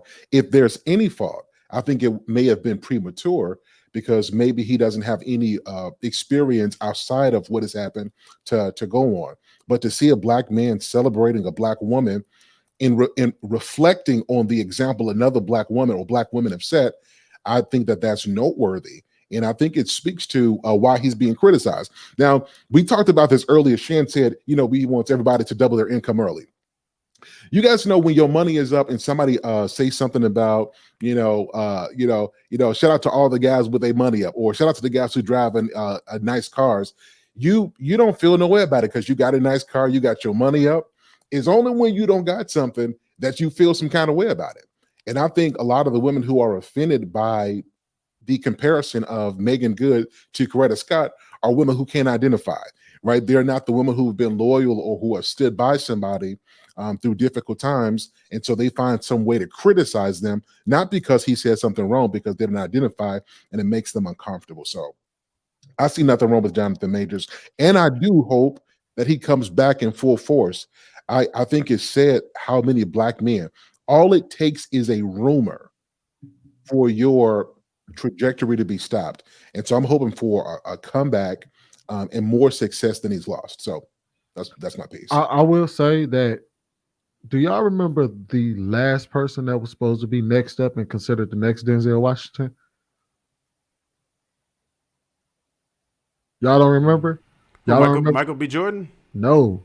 Nate Parker. I think. Y'all don't remember Nate Parker's? Nate Parker's Parker. trajectory? Yeah. His career ain't been the same. Dude. Yeah. His career has not been the same since 2016, and he was actually acquitted, and it came back up later on. So I don't. We were in the thick of Me Too at that time. So I think with Netflix and a lot of these like streaming platforms, I think Jonathan Majors is still going to have a career because he is a great actor. However, like major blockbusters, I don't see it happening too much. I don't see it happening. But I think he's going to be good. Stuff, man. Well, remember Nate Parker did Birth of a Nation, so he was kind of like poking at the bear with that when he remade right after that Birth of a movie. Nation. Went downhill. They wasn't gonna let him go. They wasn't gonna let it. Had nothing. I mean, I know he had the case that he was acquitted and all that, but when he decided to do a Birth of a Nation, they were like, "Okay, this your last rodeo, my guy." But real quick, to Hink's point, he Jonathan Majors has already announced that he's going to appeal it. He's going to appeal it. And remember what he got convicted of. He was convicted of assault in the 3rd degree and harassment in the 2nd degree. So for everybody that's watching the show right now, assault in the 3rd degree is just acting like you're going to do something to somebody. If you say, nigga, I'll fuck you up, you just assaulted somebody in the 3rd degree. Any woman that just hits her man like, why are you acting like that? Just assaulted her man in the 3rd degree. Any man that slams a door on somebody, just assaulted, and the doorknob hits him in the ass, just assaulted them in the 3rd degree. 2nd degree harassment. Do you guys realize that second-degree harassment, which is a misdemeanor, is checking somebody's phone without them knowing? Ladies, if you check your man's phone, if you unlock his iPhone and you checking some shit, you checking his messages, you just committed a misdemeanor in America. That is considered second-degree harassment. Fellas, if you went through your woman's purse, that is second-degree harassment. So they caught him on anything. Now here's the reason why his appeal will win, like Hank is saying, is because those examples have to have no merit and no purpose for you doing so. So if you're just checking your girl's phone because, or ladies, if you're just checking your man's phone because you think he did something, then that is where it sticks. But if you got a reason to do it and a reason to be found doing it, if you say I'll fuck you up because they just fucking hit you in the head or they just did something to you, then you shouldn't necessarily get convicted on it. And so I just want to be clear that most people that's watching this show has harassed in the second degree and has assaulted somebody in the third degree. It's really just bumping into somebody or stepping on their shoe. If you step on somebody's shoe and you don't say sorry, you just assaulted them in the third degree. And you could be sent to jail for 365 days. You could be sent to jail for a year for that. He's gonna win it. But they had to make him fall. They had to, because you can't date. You can't get out unscathed. And make them look bad. I mean, we only 50 years away from Jim Crow, man. We ain't that far away, bro. Shan, if you think about that far liberated and shit. Shan, if you think about all the headlines just said guilty. They didn't say of what. They didn't say what degrees it was. They just said Jonathan Majors found guilty. And that's all everybody needed. Like, guilty of what? I mean, some of that third degree stuff you mentioned is really like, a ticket. It's to the level of a citation. He's not gonna spend no jail time. No jail time. It's not jail time. Oh, you're definitely not spending no jail time. But it's not even worth jail time. You know what I'm saying? I think the assault in the second degree is the one that holds up, up to the maximum. Well, the reason why is because they're setting it up. See, remember, this is a criminal case. It wasn't a civil. Right. So when he's found guilty of a criminal offense like this, it sets it up that she could come at him for civil punitive damages. So she can come for the paycheck. Now, he ain't going to jail. We got that. But because he lost in criminal case, it puts her in a position that if she wanted to, she could just go for the money. So that's why he really has to appeal it and has to have. It's really like baseball with an asterisk. You can't have no asterisks. You can't. You got to clear your name no matter what. Even if you stepped on somebody's shoe or you bumped into him in the airport and didn't say sorry. You got to clear your name of that third degree assault. Right. I'll say it again. I'm taking on bets. He getting off. Well, given what Shannon just said, I kind of switched what I said. Hell no! Hey, look, I'm entitled to admit when I'm wrong. You didn't explain it like that. You didn't explain it like that. You didn't. You like the white man. He believes the white man, but the black man, he don't believe his country. No, don't put that on him. Don't put that on him. He black just like you black. You didn't. You just said, man, he gonna appeal. He gave the specific reasons. Said, hey, look, because of the type of assault it was, because of the type of charge it was, and he's trying to clear his name to avoid the civil suit, he gonna appeal. You didn't say none of that shit. Yes, I did, man. I said he gonna get a new lawyer. He gonna get a new judge. They got a law in New York where he's gonna get away with because she had his property. I said that, but you don't like my country ass. That's cool. Go to hell, sweetie. No. All it is just Shan is just shining a little bit more right now because J5 was the other day, so he's really shining right now from all him and all his noops and stuff. So that's all that was. Hank, don't be mad. Don't be mad. My man thought it was J6. It's J5. But in all seriousness, though, man, Jonathan Majors is gonna be all right. He is gonna be okay. He's gonna be I think there's enough career opportunities out there. I don't know about him doing another major film like Blockbuster, but shit, Netflix has been taking over anyway. Shit, Cinema Max has been taking over. as a matter of fact, when they talking about Marvel, but Disney been taking a nosedive right now. They have not been hitting. So they went too liberal. And you know what? I hope nobody takes that Kane all role. inclusive. I hope no black actor comes in and is like, oh, I want to be that Kane the Conqueror. I hope they will. That ain't. I was about to say that shit ain't happening. They offered it to a couple brothers, and they was like, they already got somebody. I don't want it. They got somebody already. Who they got? Who is it? Man, take that role. Some black dude on the community. Niggas gonna get that money. Nah. Yeah, I'll take that role. I ain't tell you to date that girl. They're serving from Burger King. They got him. Like they did with Nick Cannon. When they offered DC Young Fly Wilding Out, he was like, no, I can't take it. I'm not gonna take it. And then now Nick Cannon's back. So you guys there's a difference between DC Young Fly. DC Young Fly did not want to. I know he's saying, oh, I didn't take it out of solidarity. No, you didn't take that because you had to compete with what Nick Cannon created on that show for 20 years. And you didn't want to be the one that said that was the reason why the show failed.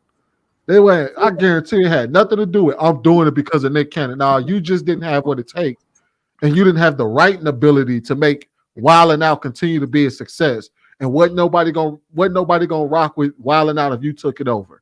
But is that a bad thing though? I mean, is that a bad thing though? I think it's a bad thing when you say the reason why you did it was because it was out of solidarity. And you know I think that could be true though. I believe him. I think it proves that Nick Cannon was irreplaceable in that situation. That's why I think. I said if he doesn't come back on Wild 'N Out's over with. They're gonna have to discontinue the show because without him, and he's one of the major writers on that show, he made Wild 'N Out what it was. So you take him out, I don't care who you try to replace him with, it wasn't gonna be the same. Well, not according to Cat Williams said he'd want to help make that show to what it was. Cat Williams also said he read 3,000 books a year. That nigga lied. Cat Williams also made $1 million before he was 18. Now, what he also said he ran a 4.140. So you got posted a video or something. And then the video out like it was sped up to me.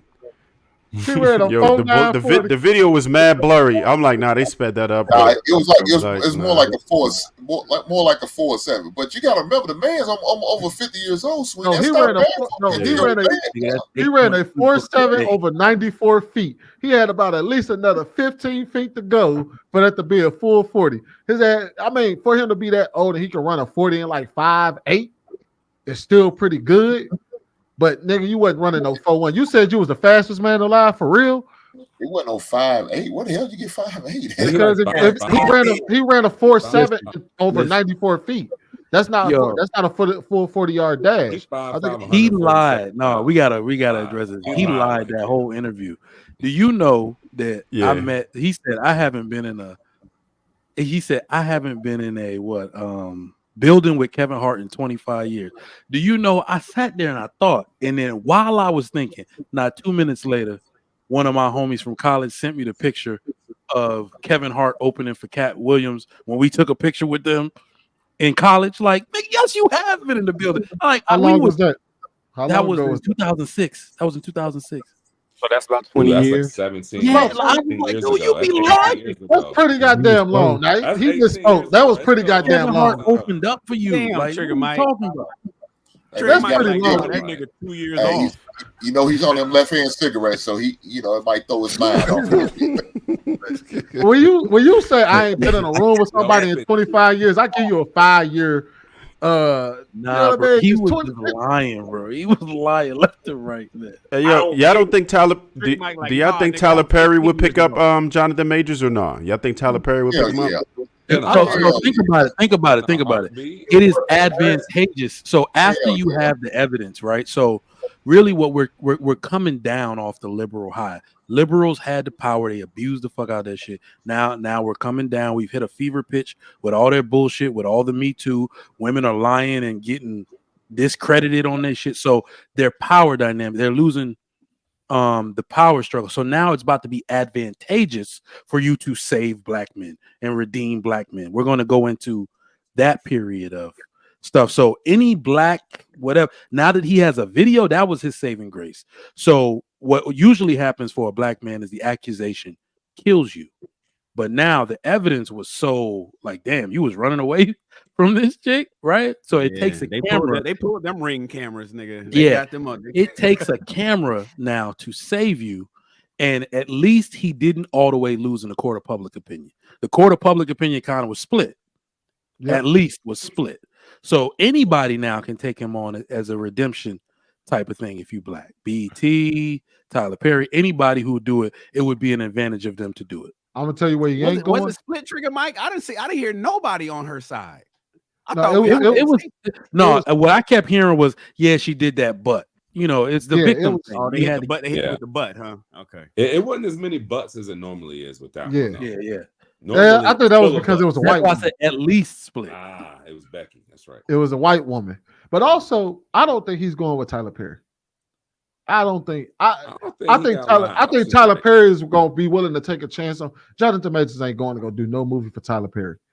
I think he gonna figure like, man, nah, my career taking a hit, but I ain't that desperate yet. You never know, man. Medea's getting old. Yo, them joints be doing numbers. It depends on what type of role he try to do. It's a desperate move for him. Why do you think that? Because Tyler Perry is like I look at Tyler Perry like the twilight of black actor careers. Like if you go do a Tyler Perry movie, it's pretty much over with for you. You realize he did a Tyler Perry movie, right? Nah, he has some good actors in there, man. Yeah, I mean he had a lot of good actors. And what recent movie? Being in a Tyler Perry movie is different than being in a Tyler Perry show. If you want a show, it's kind of like, but if you're in one movie, and then you that's how I'm looking at. That's how I'm looking at. That's what I'm saying. I'm not talking about like doing a drama. I'm talking about like a legit film or a film deal. We're not talking about what film has he dropped that was actually good over the past like 5 years? What movie has he put out where we was like where people have gone out in droves to go watch a Tyler Perry movie?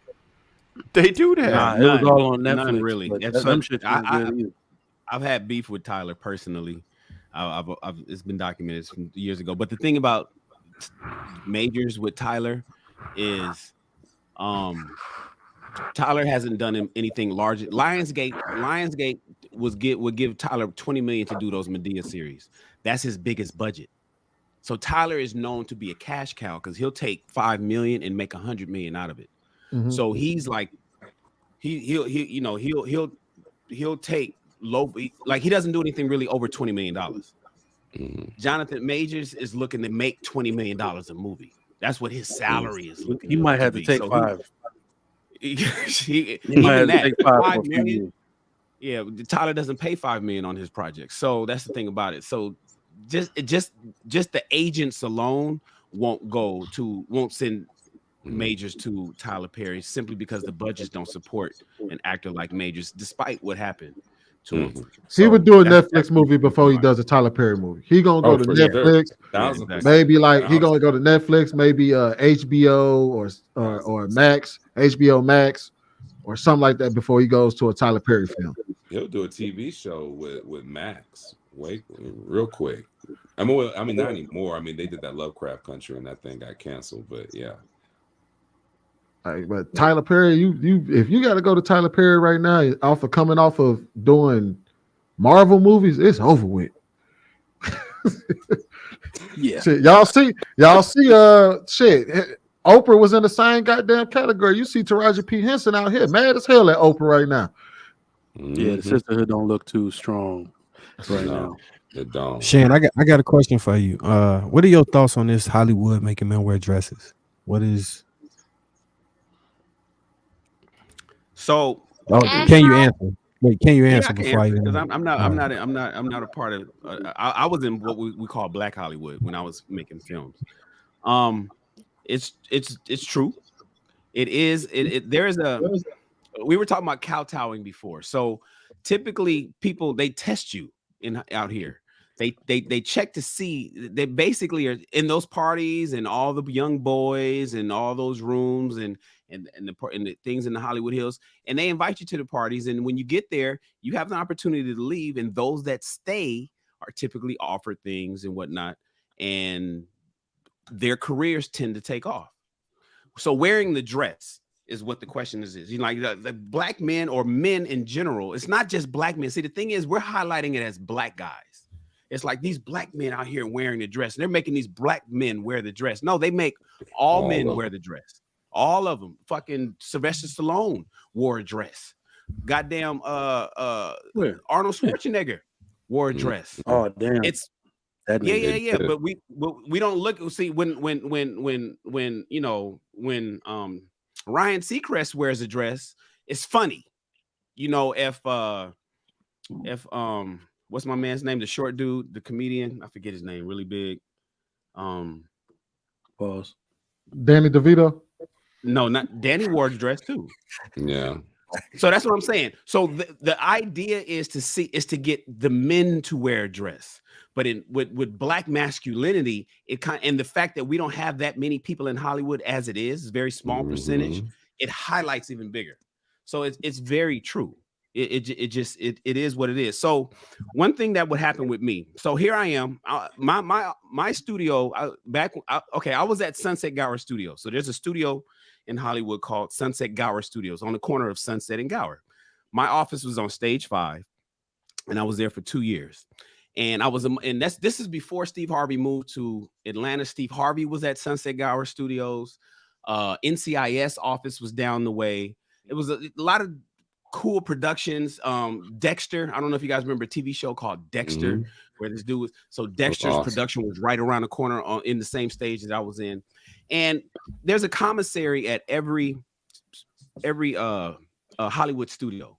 And that's where people kind of go and wheel and deal. And so I was making music videos and movies of the week. So I really didn't have any silver screen stuff. And that's where I was trying to head to. I wanted to get in the silver screen. I was in the academy. I had voting rights in the academy and all of that stuff. And so when I would go to the commissary right around lunchtime, I'd see all the people, we call them the small hat people, all those people that had all the money. But here I am, this tall, dark-skinned, heterosexual black guy so I stuck out like a sore thumb as it was. And I didn't understand how come I couldn't get the meetings. They would never go beyond the first meeting. I would introduce scripts. I would introduce concepts, projects. I did everything. I would hire people on my projects. That was my PAs. That was the other complexion that was ended up producing or directing bigger projects than when I brought them in. It was weird to me. And what I was told later on was, you aren't willing to wear the dress. They won't even invite you at a certain degree because they'll look at you, they'll size you up, and they say, he's not with it. That brother, he's not with it. So you can't go no further. I didn't understand why William Morris or the rest of these or CAA wouldn't take a script that I would submit and they'd send it back to my studio, back to my office, and it didn't make sense. And so I would ask around and say, hey man, what's going on? How come this kid that I just hired fresh out of high school is working on this $2 million project and I'm stuck over here with these $250,000 projects? I can't get no $1 million budgets. What's going on? I got better ideas. I'm smart. I'm certainly better than these $250,000 budgets that I'm finding through real estate equity.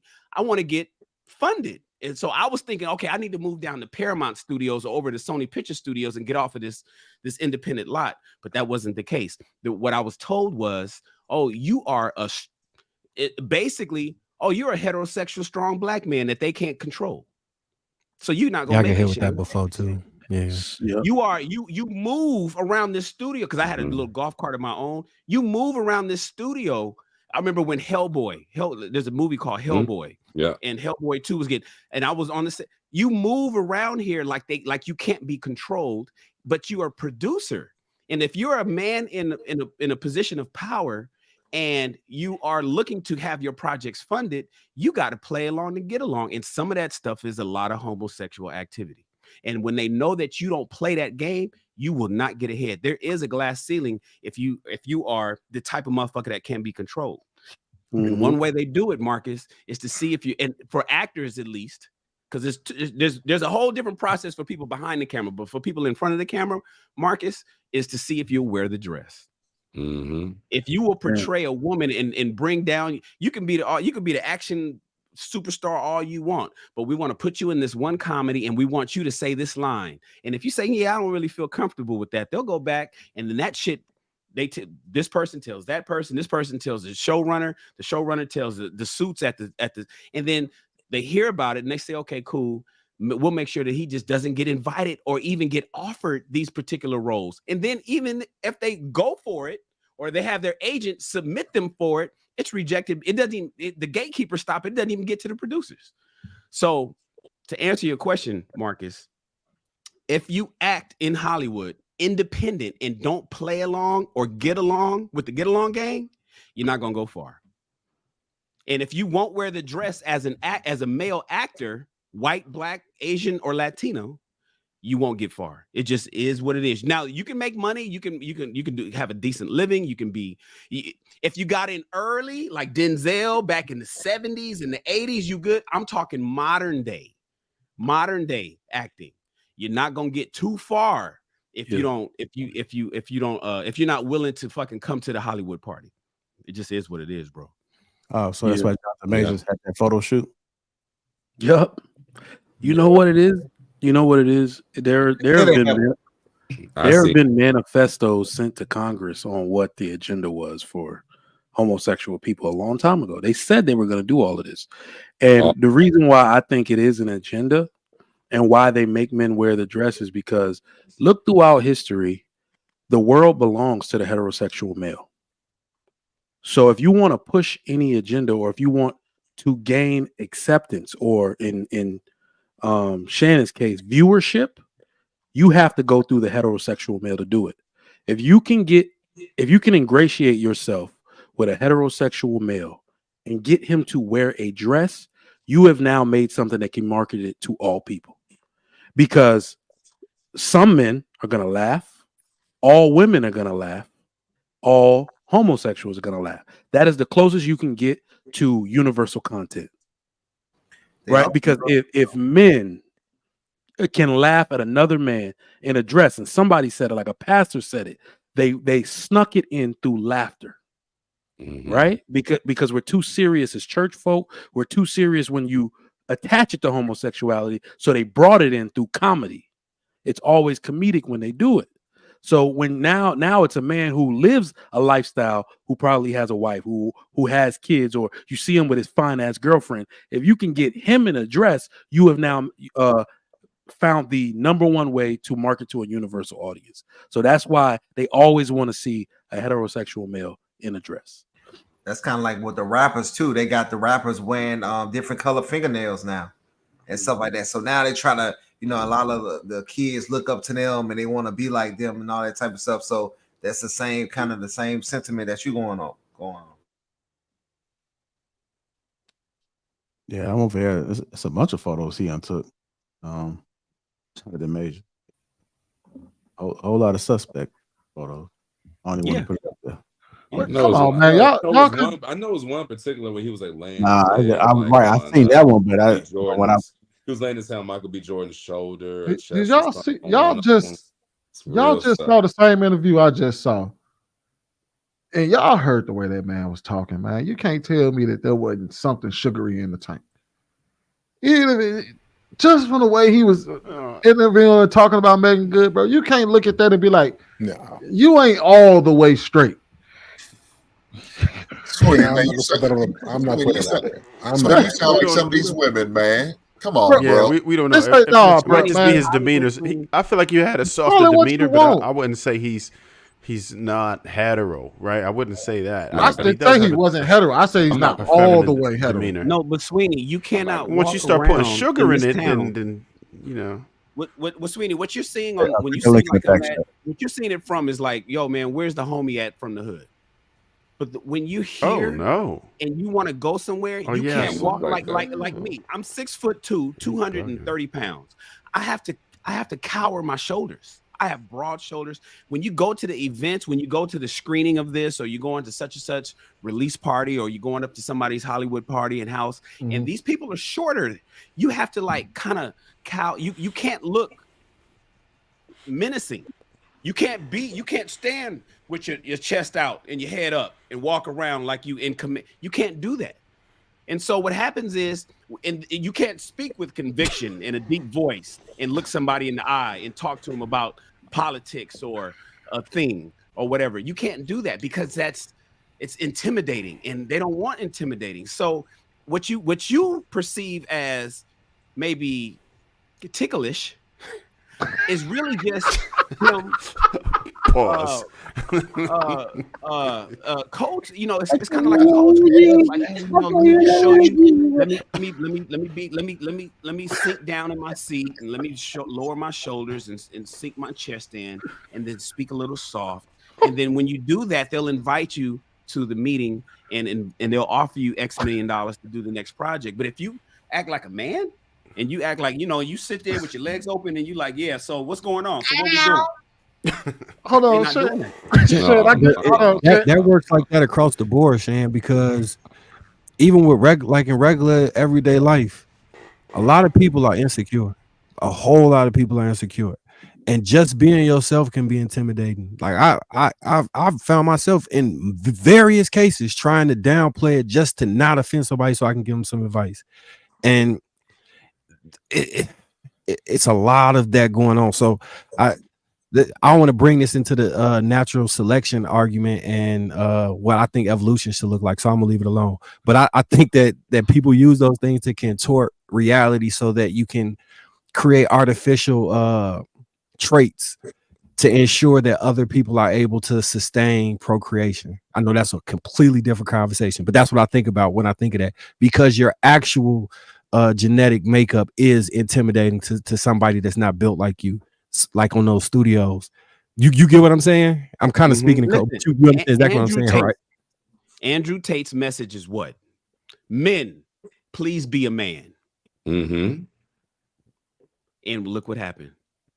Yeah. They do not want you to be who you are. You cannot be a man. You can't be a man's man. They don't want that. In Hollywood, in tech, in social services, they don't want you to be a man, period. And so the moment that somebody comes around like Andrew Tate's telling everybody, hey, man, put your head up. What's wrong with you? You know, and learn how to fight and go to work, go work out and lift some weights. Stop being a bitch. Oh, you can't. They don't want you doing that, because what you'll do is you'll bring that to Hollywood and you'll come into a meeting being a man, and we don't want no men up in this motherfucker. What's wrong with you? So yeah, Shane, I get what you're saying, Shane, and understand these are just jokes. I ain't really trying to put nothing on. I'm just talking shit. Oh, really? But I will say this: that's why it's good to be 5'9" and 3/4, because I can talk with my whole chest every day of the week. I ain't got a cow toe. I ain't got a cow. I'm already, you know what I mean? I can talk with my whole chest. Hey, what? As a matter of fact, they accuse you of having a short man complex when you do it. Hey man, you built like a child. Man. What are you talking about? But hey, Sweeney, you're right though, man. I gotta echo. Ain't nobody got time for that. I gotta echo everything Shannon said, man, because I've experienced that so much in Hollywood, man. You guys will have no idea. Everything he said is spot on. I literally have to walk around and just be extra. Hi guys, how are you? Hi, nice to meet you. Hi, I'm B Madden. Hi, I'm Brandon. Hi. Good. Yes, sir. Yes. Sure, I'll be there in a jiffy. Like, I got a code switch like crazy. Like, it's nuts. Like, I'm about the same height as Shan. I'm almost 6'3". You know what I'm saying? So I'm a big guy, you know. So ex-ball player, deep ass voice, all this going on with it.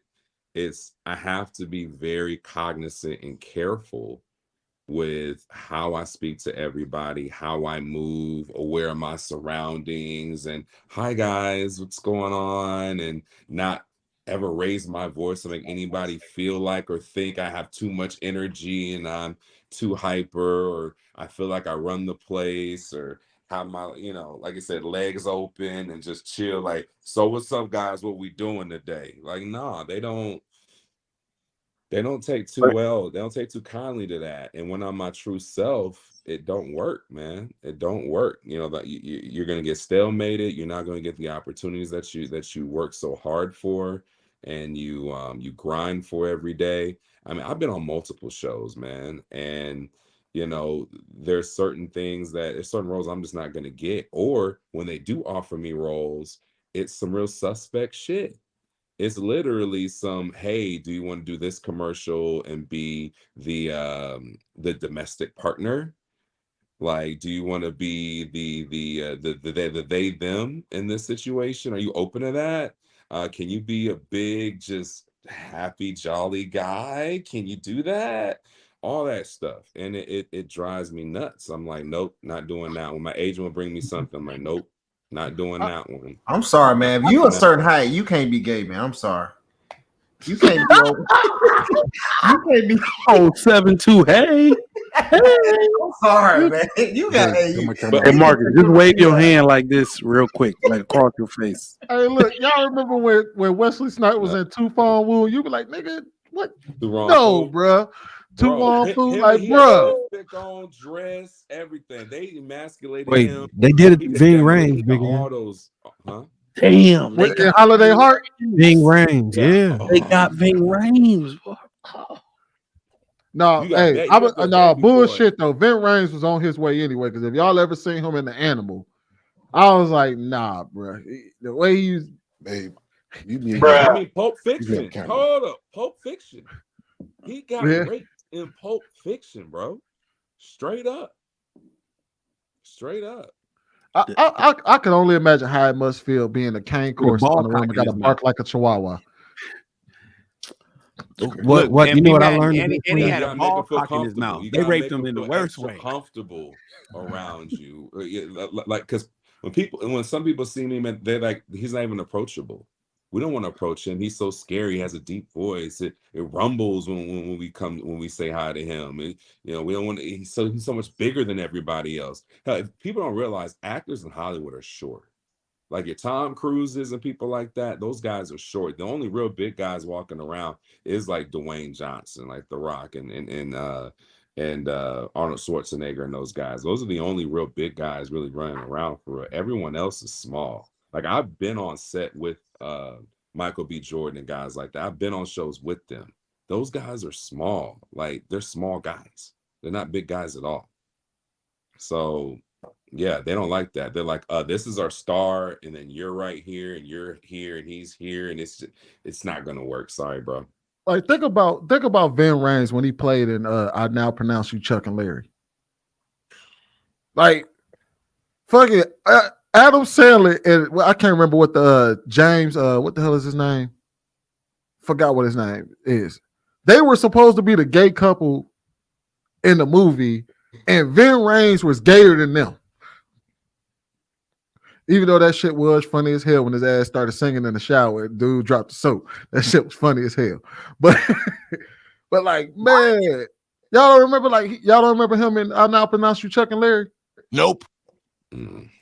Y'all never seen that movie? Yeah, I stay away from those type of movies. Damn, I heard it. That was a Is that the joint where they was firemen? Is it that joint? Yeah. That was I a didn't classic watch that. movie, man. That was a classic movie. I don't It's care. like, no. See, Sweeney like all the funny shit, y'all. Sweeney like all the funny ass shit, the knee slappers. Yeah, because I Yeah. can watch Grown Ups all day, every day, bro. Everybody be like, man, I'm into those two for the most part. Seth Rogen, that type shit. Adam Sandler, yeah. But once they start doing that other Will stuff you're Ferrell. talking about, I couldn't do a whole movie like that. Like all that, That like brother, Brokeback stuff Mountain. like I don't that. care how much it got. I skipped it. I didn't want to know what it catch was like. Brokeback. None of that. No, Like you leave that on the shelf. I don't care what. You know what I mean? Certain joints you just leave because you know, like, you're not gonna be able to sit there for an hour and a half plus and just tolerate 6 that. degrees of Brad. separation. I couldn't rock with it. Trev, did you say leave it on the shelf like it was a Blockbuster reference? No, like, well, no, like, if you got the DVD or yeah, leave whatever it was, like, oh, leave no, it. I'm on stage there. I'm on stage there. Yeah, leave it there, man. Hey man, y'all hilarious. Let me get to these super chats, man, so we can go ahead and close out. It's Polly. $10 says, hello, Trigger Mike. Hi, panel, Hink, and Sir. A panel of well-spoken, handsome men continue to be inspired. And lastly, Sharon D. Berry, 499, says, you kings are delivering a great panel, very informal and entertaining. It's a great show, man. It was funny, man. I like that last bit. Make sure we support each other. And everybody on the panel got some good things going on, so check out their IGs. You'll be able to find direct links to their YouTube channels and all the amazing things that they have going on outside of this panel. If you guys haven't already, hit the like button. Also, make sure you subscribe to the channel. I just want to say thank you guys for your constant support. Shout out to the sponsor again, T Channel. Complicated skincare for men, thermos offer on a free gift. And make sure you guys click the link that's been to the top of the chat and get that Assured Man, Lapeef Sugar Curls King on top. Get your beard in order. Women, if you got beards too, I'm sure it'll work lovely for you guys. With that being said, man, we're going to go ahead and get up out of here. All right, y'all. Appreciate y'all. Thank you.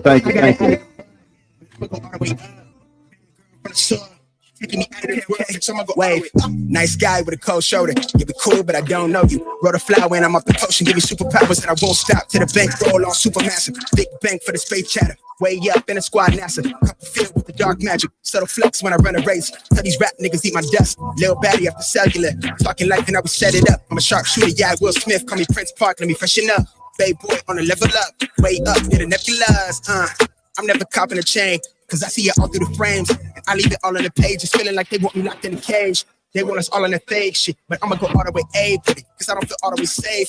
Nah. Spray the champagne shower up in the air. Stunning goggles, what the fuck is a flute? Untamed and she wide off the goose. Ghost ride, bitch, I come through the roof. Fuck 12 cause they all on my tail. Hella wild and I break all the rules. Chill, bro, you out of line.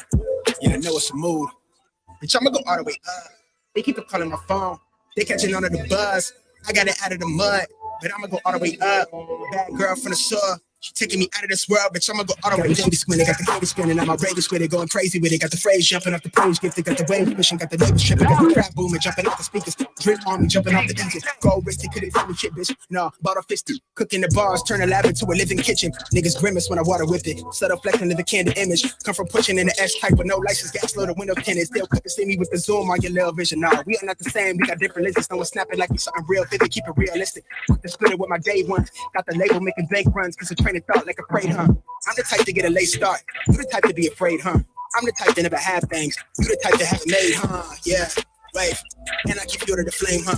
How they got me going this hard? Really, I'm the type to never say much. Vice grip, got the game clutch. Every song make the stage rush. I always said making money might change things, but never let it make us. Bitch, I'ma go all the way up. They keep calling my phone. They catching on to the buzz. I got it out of the mud, but I'ma go all the way up. Bad girl from the shore. She taking me out of this world, bitch. I'ma go all the way up. They keep calling my phone. They catching on to the buzz. I got it out of the mud. Bitch, I'ma go all the way up. They keep calling my phone. They catching on to the buzz. I got it out of the mud.